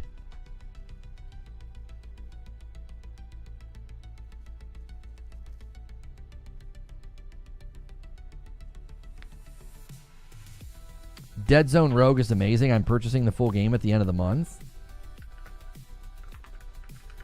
I feel like you told me about this. Dead Zone Rogue. Roguelike roguelite FPS set in space, blast through hordes of enemies. Yeah. You showed this to me. It does have the online co-op. Yeah, you suggested this to me because of it's 82% on Steam. It came out April of this year. You suggested this to me because of RoboQuest. Oh no, it wasn't you. It was Jamal. Yeah, it was in my search history. Dead Zone Rogue consoles. It's coming soon to consoles, according to a video on IGN Live 2025. Will it be available on console? I can't read your article. It's just all these pop-ups.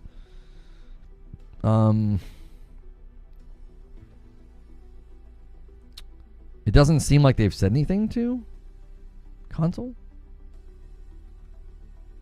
No. IGN's got a month-old video right here that says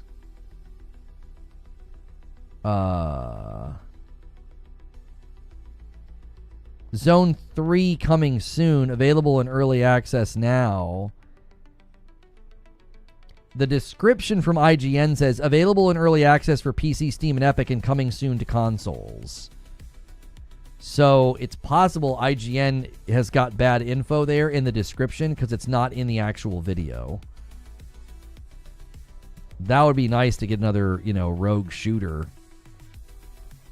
Since we had to stop playing RoboQuest because of the stupid disconnects. And the developers have said literally nothing about it. It's kind of frustrating. Isn't Mafia IOI? It is. I think, isn't it?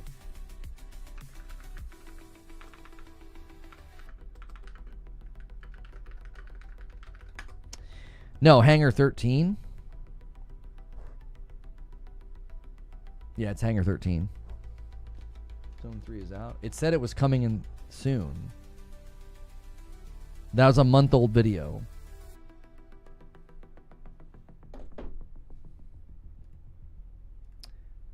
I don't think we're going to be able to go fast enough, but we need to go to Green Room. I want to keep this video under 3 hours. I just realized how long we have been going.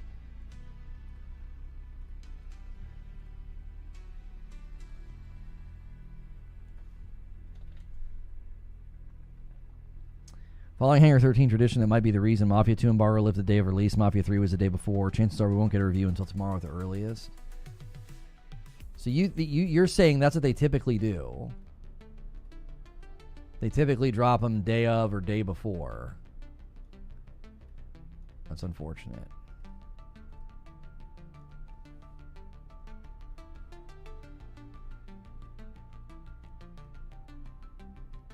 Okay, I think we can make it. All right, I'm going to spam a link in chat. We're going to go ahead and go. If you want to come with us, you got to upgrade to Member Plus. People who support the channel directly get extra content. If not, if you can't do that, it's totally fine. I'll see you tomorrow. Thank you so much for supporting the channel directly with a Member Plus or VIP. I may even have a video for you guys later today. So if you're not able to come with us to Member Plus or Green Room, or you're going to be in Green Room, I may actually work on an upload and push it as a premiere at the end of today, trying a little experiment with like pulling things directly from the live show. That felt really good today. I did like 3 different things and they all felt really like top quality. So I'm going to end the previous stream though and bring people over with what is called redirect. And if you can't come with us, consider upgrading. Go to that member tab, use the upgrade command, and you'll be able to come with us. And then I'm going to change that thumbnail